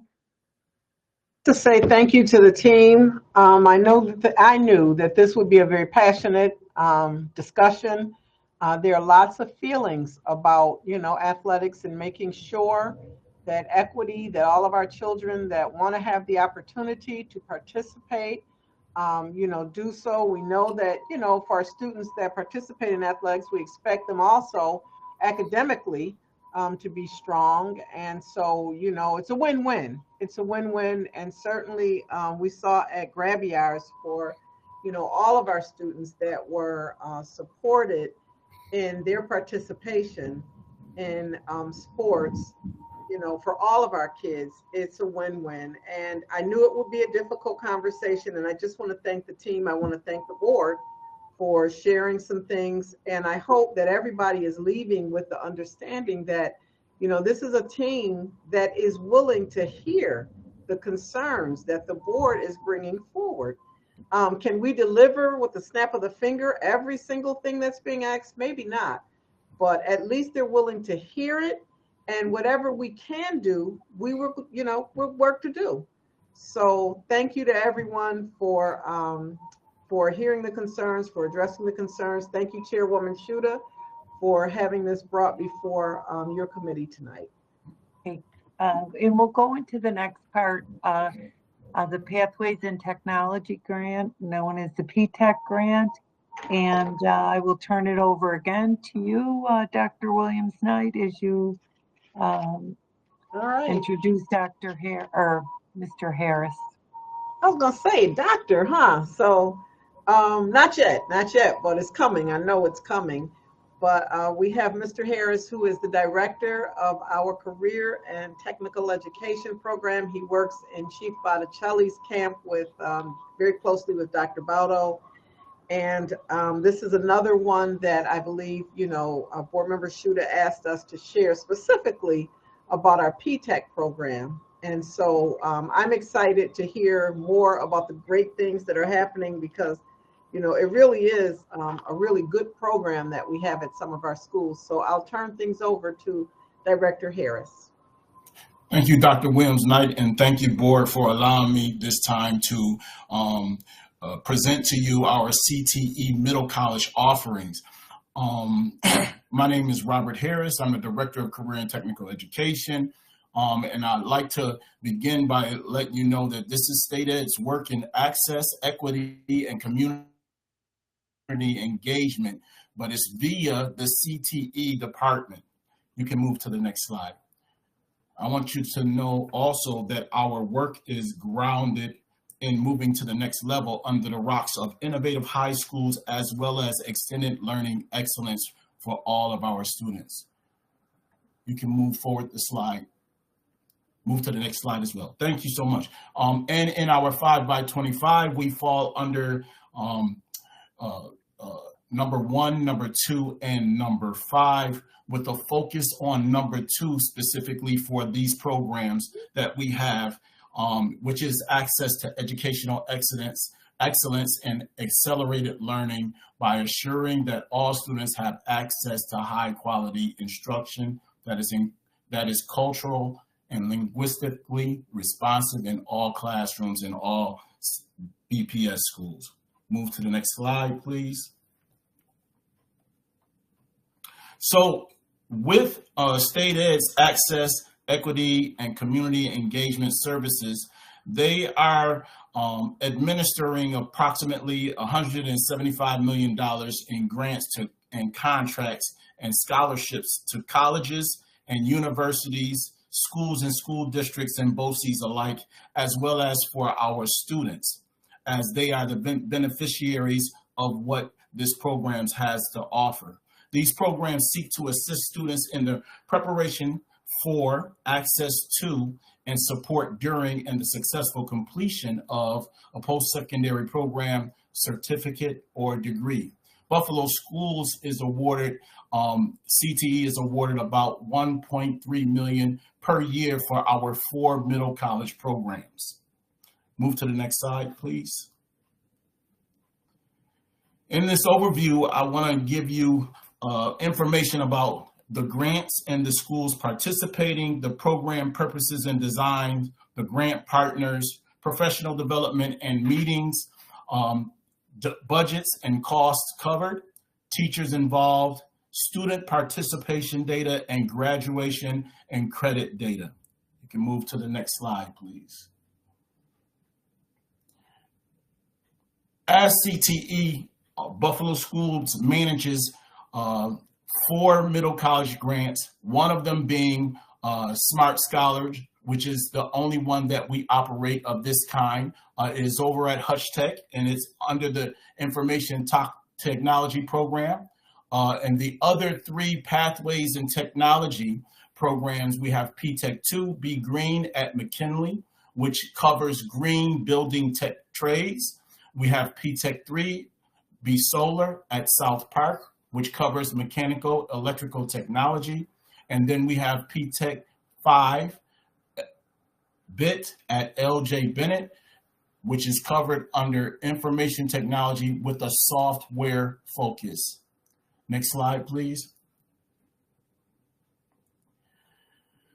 I want to give you an understanding that these 2 grants are similar but different in that their similarities are that they have college coursework that is accelerated in high school for both programs. So there's a little difference in between Smart Scholars in that the students are not moving on or have the opportunity to move on to college. They're basically paying for college on their own if they move forward or through their FAFSA applications. As for the pathways and technology, our students move on and have the opportunity to move on to college if they choose to do so. Next slide, please. In the Smart Scholars, it is an early college high school program where the institutions of higher education partner with us, Buffalo Schools, to create early college high schools that provide students with the opportunity and preparation to accelerate the completion of their high school studies while earning a minimum of 24 but up to 60 transferable credit hours at the same time. Buffalo Schools chose 24 as it aligns to our program that we offer there at Hutch Tech. The state calls it extra learning time. We call it extended learning time. That was the term used when the grant came out, is extra learning time to be at grade level and ready to participate in rigorous high school and collegiate coursework. That is that is the Smart Scholars Grant. Next slide, please. Under the pathways and technology, there were a few extra things added to the ability to maintain these particular grants. There has to be a rigorous, relevant, cost-free education from grades 9 through 14, particularly in STEM careers. It had to be designed in partnership with industry and college partners. It has to have workplace learning included with mentoring by professionals in career areas. It had to have intensive individualized academic support by the K-12 as well as the college faculty. An associate of applied science degree in a high-tech field. Completers are first in line for a job with the industry partner.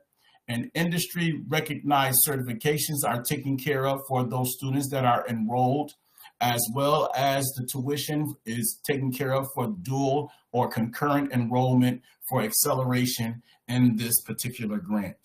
Next slide, please. So in talking about the grant partners, where there's a little difference as well. Smart Scholars only has to have a college partner in that the students are only receiving the credits for their high school years. So the only partner needed there is SUNY Erie, but we have some subsidiary partners that are not in the grant that work with us in order to ensure that our students meet and can maintain their success as they move through the program. As for the P-TECs, there has to be 3 distinct things happening within those P-TECs. One, they have to have a college partner, they have to have an industry partner, as well as we have a work-based mentoring partner. For P-TEC 2, the college partner is Alfred State, the industry partner is Montante Solar and Construction Exchange, and the work-based mentoring partner is Blue Sky Design. For P-TEC 3B Solar at South Park, SUNY Erie is the college partner, Tesla is the industry partner, and Blue Sky Design, again, is the work-based mentoring partner. And then finally at P-TEC 5, BIT at LJ Bennett, SUNY Erie is the college partner, the industry partner is IBM, and our work-based mentoring partner is Thembo. You can move to the next slide, please.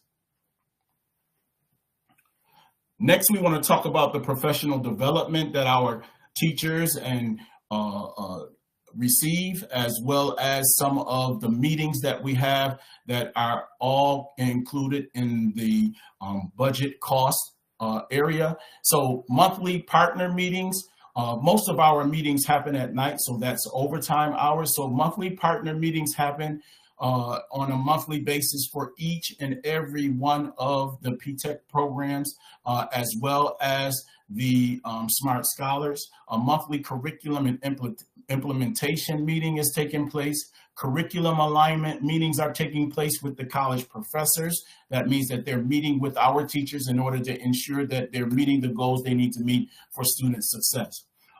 Teacher training is taking place by our college partner. There is also occupational professional development for our teachers. We know that they've been out of the industry for a while, so we want to make sure that they're on the cutting edge of what's happening in their industry in order to help our students be successful. And then finally, we have state ed program convenings in Albany, where we go out there and we share best practices, and we ensure that everybody's on point with their particular programs and share ideas about how to improve upon our programming. Next slide, please.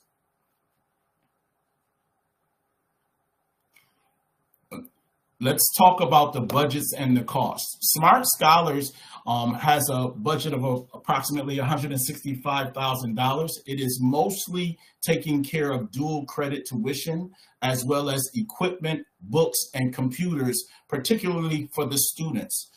Extended learning time is taking care of our staff and our administrators who have to stay hourly after school.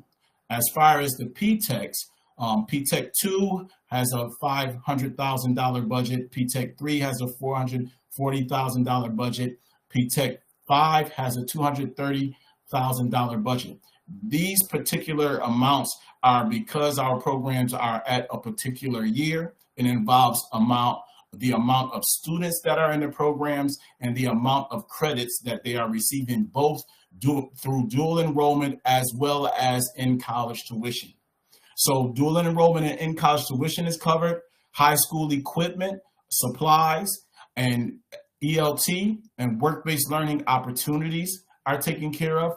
Partner and college liaison implementation costs. We pay our partner and our college those implementation costs that they need to have staff working with us and our students in order to implement the programs.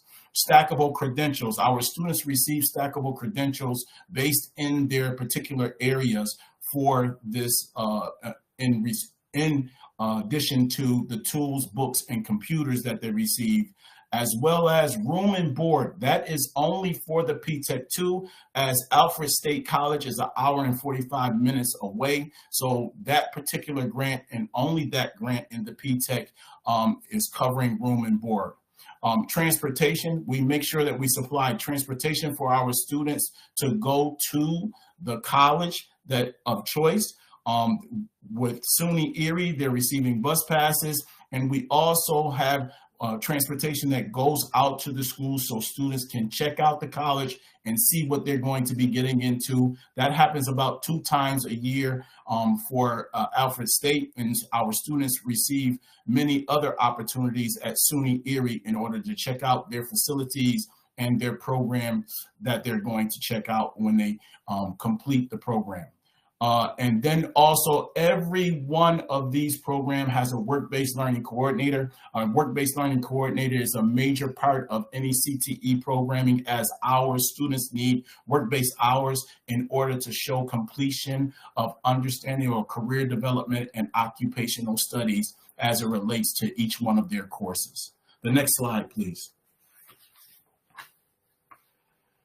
So let's talk about the teachers involved in the grant implementation. Smart Scholars at 304, it has 3 information technology teachers, 1 English teacher, 1 math teacher, and 1 work-based coordinator. Please note that each grant requires a different piece because of the different programming. So there is a requirement for an English and math teacher because of that specific program there at SUNY Erie College. And then you'll see the changes as we go through some of the PTEC programming. PTEC 2 at 305 has 6 building trades teachers and then a work-based learning coordinator only. PTEC 3 has an electrical mechanical teacher and 1 English teacher plus the work-based coordinator. And PTEC 5 finally has 2 information technology teachers, 1 English, 1 math, and 1 work-based learning coordinator. Reminder is that those particular programs, because of their design and the school, the college that they're working with design of the program, it requires certain particular teachers to cover certain things at certain times. Next slide, please. So I would like to talk about current snapshot today data. Smart Scholars offers 48 seats per cohort. there are currently 133 students that are currently enrolled in grades 10 through 12 receiving dual enrollment coursework. In P-Tech 2, with 50 seats per cohort, there are 97 students currently enrolled. P-Tech 3, 48 students per cohort, there are 73 students that are currently enrolled. And then finally, P-Tech 5, there are 48 seats per cohort. There are 107 students that are currently enrolled in our dual enrollment program. Next slide, please. So now I would like to go over some graduation and credit data for our programs. If you can look at this, you will be able to see there are different requirements for the data and how we report it to the state. So Smart Scholars has a little different reporting that we have to send to the state, particularly because the students are just completing their 24 hours and making sure that they access those college credits that are available to them through this grant. If you look at our starting enrollment, you can see that we have some attrition, particularly because every year our parents have to sign an application for registration, and some of our students may be unsuccessful in some of the class, so then they have to drop out of the program in order to move the program forward. And then in the final column, you can see the total college credits that were paid for by this grant to this date from 2020 to 2024.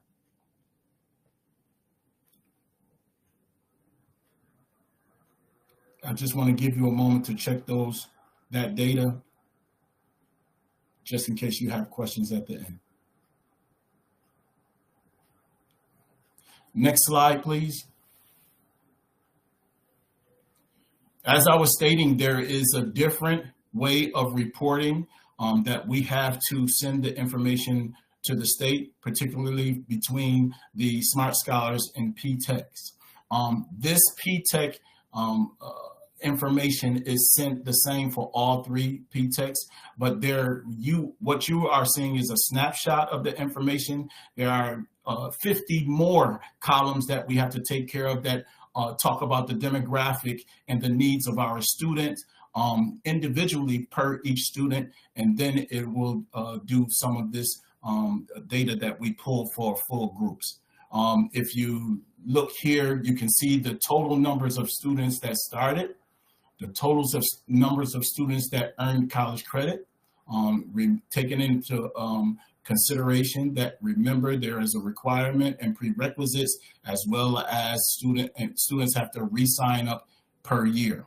The percentage of the students that earned the college credits based on the data from their participation, then we have to devise and let them know who the students are that graduated from the high school portion of the P-Tech.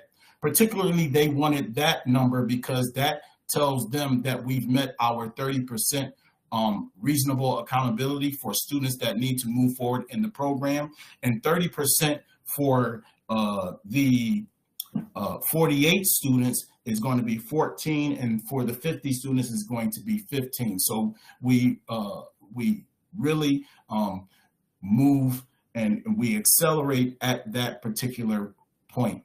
The issue area is completers that move on to the associate degree. To me, it's an issue area where they still have the opportunity, but our students have the opportunity and they have to make the choice in order to move on. And some of them move on to different choices or different colleges, or they move on to right into the world of work.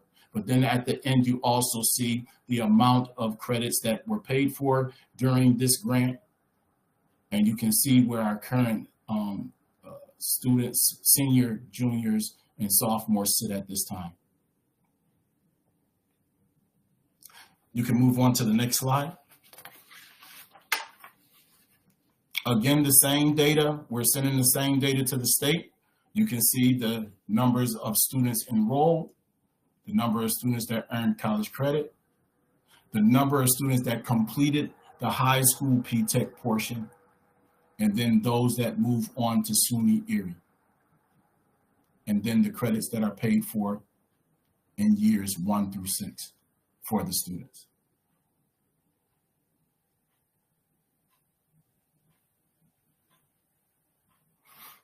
You can move to the next slide, please. And our last graduation data for P-TECH 5 over at 363. Please note that this is a brand new program. We've had our first couple groups of students go through the program and begin receiving the college credits. As you can see that the first 48 received all of the college credits that were available to them. And we're working on 22 and 23.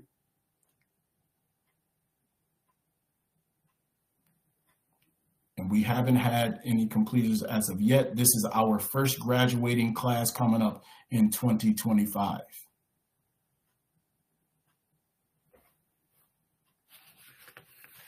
Next slide, please.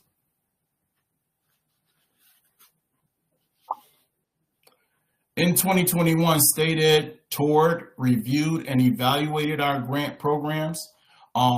They reviewed our expenditures, our student performance data. They identified program design strengths and weaknesses. They made recommendations for extension applications. And I'm happy to say in 2022, they approved the extension and continuation of Smart Scholars, which has an open-ended extension.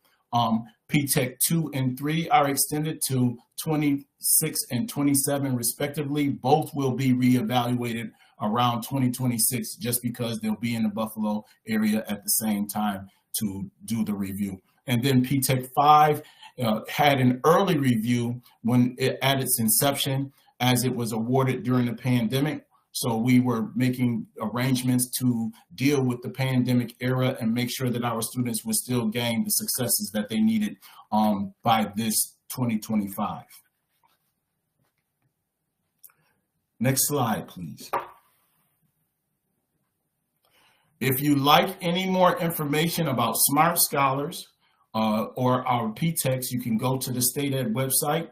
You can look up the Smart Scholars. These links will get you there. But if you go to the State Ed website and you look up the Smart Scholars or you look up P-TECH, you will be able to go right to the sites of information. And then P-TECH organization has a nationwide network of P-TECHs. You can go to ptech.org and learn more about what's happening nationwide with our P-TECH grants. Move to the next slide, please. And I'll take any of your questions concerning Smart Scholars or Pathways in Technology grants. Okay, we can start with Board Member Wood. Do you have any questions? Yeah, I have a question for you. In your P-TECH programs, that grant program, not the second one, have you heard about a program called Build and Soar?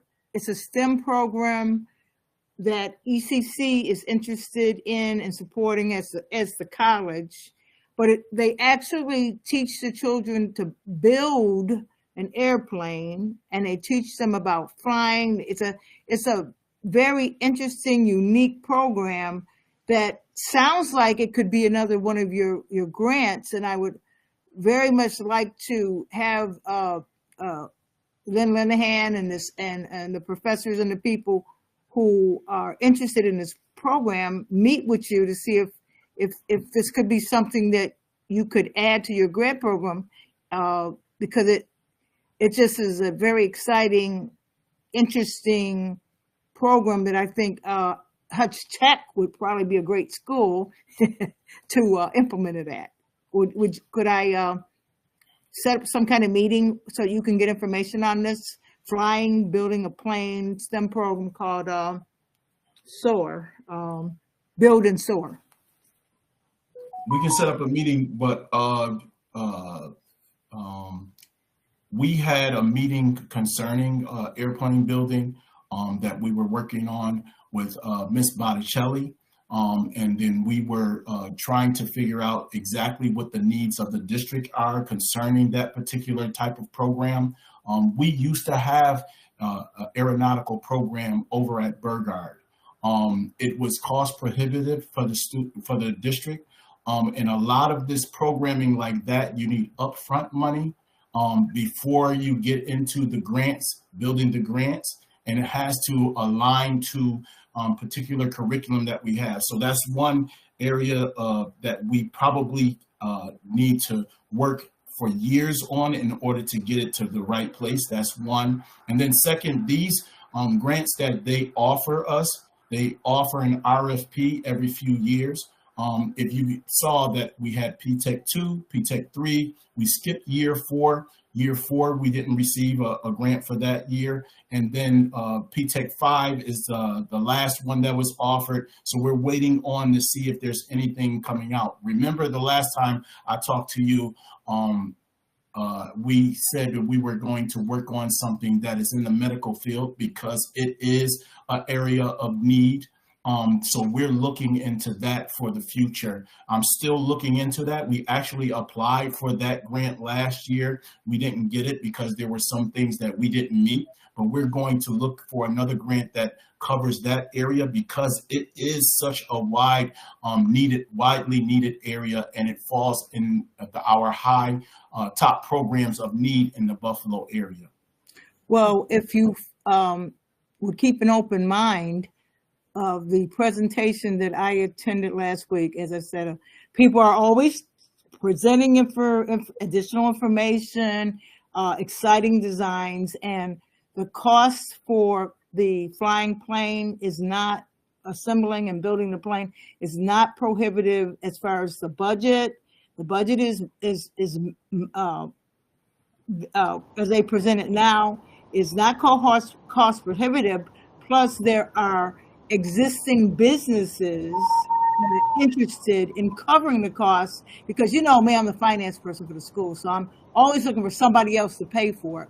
So I would really appreciate if you could, since you are at least aware of the existence of this, I would appreciate it if we could have a meeting and have these people present once again the program, because my understanding was you were excited about it at one point, and now with the modifications, I believe Hutch Tech is going to be excited about it. ECC is excited about it. So I just like to go over it, you know. Board members with new stuff. Absolutely. You know? I'm definitely willing to have a conversation about it. Definitely willing. I appreciate that. President Belton-Cotten? Thank you for your presentation. I really don't have a lot of questions other than, Paulette, thank you for finding a program for Burgard, because they have the automotive department there to help build engines. So thank you so much for looking out for Burgard. Ha ha ha. But anyway, that's exactly where the aeronautical program was. Yes, that's exactly. I know that. That's and their alumni have been talking about trying to see if we could get that back. Personally, I'd like to see an art program there, similar to Pimp My Ride, where we cover vehicles and stuff. But anyway, that's just the artists in our district. But anyway, I want to thank you for this effort. I think, considering the challenges that we have, if we are able to expand these programs, we should be able to expand our enrollment in our district and take some of our students back from the charter schools. And so I look forward to seeing how you move that forward. Thank you for all the work you're doing. Thank you. Dr. Evans-Brown? Ditto. I remember that program, Building Planes, years ago. One of my uncles, Theodore Banks, worked over at Burgard High School. It was a phenomenal project and program. But thank you, Mr. Harris, for a robust presentation. I've been on this board, this is my 5th year. To have listened to this presentation is really a treat, because I didn't realize how comprehensive the Pathways CTE program is.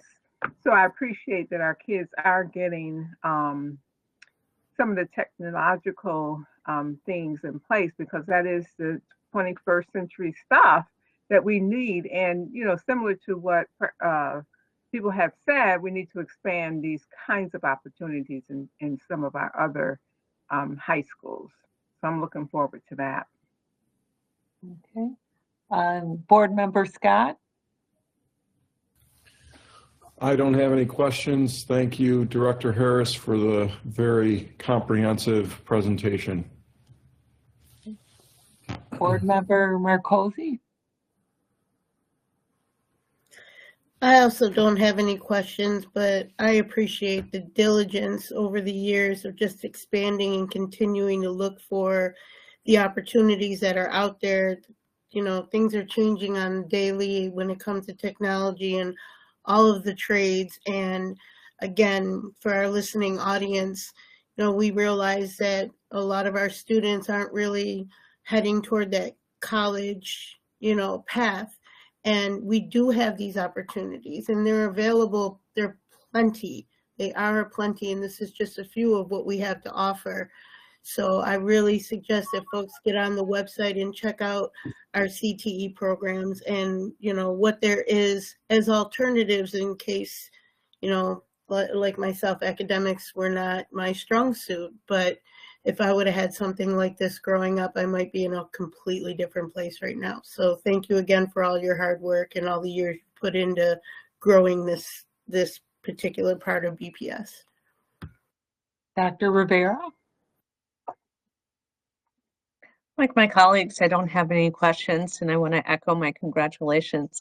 I know, Mr. Harris, that you know how important I find dual credit and giving early college opportunities. I've been happy to continue to work on some of those things with you. This is the thing that allows our students to move forward. Academics, training, all of those things, because they can see their future. And I appreciate the work and also the careful tracking you did about the outcomes for our students as well. And I would like to add, I was the principal when the grant came to South Park High School, and I was at the opening of Tesla, and it was just, I think all board members, if you have an opportunity to visit one of the programs, I know the program at South Park, the equipment and the opportunity the kids have and the exposure to the field is just phenomenal. But what I really love to see is the transformation into college credit. So it's a really good thing to see. So I appreciate that. And on this snowy night that will happen in South Buffalo, I don't know about the rest of you, I will turn it over to Dr. Williams-Knight.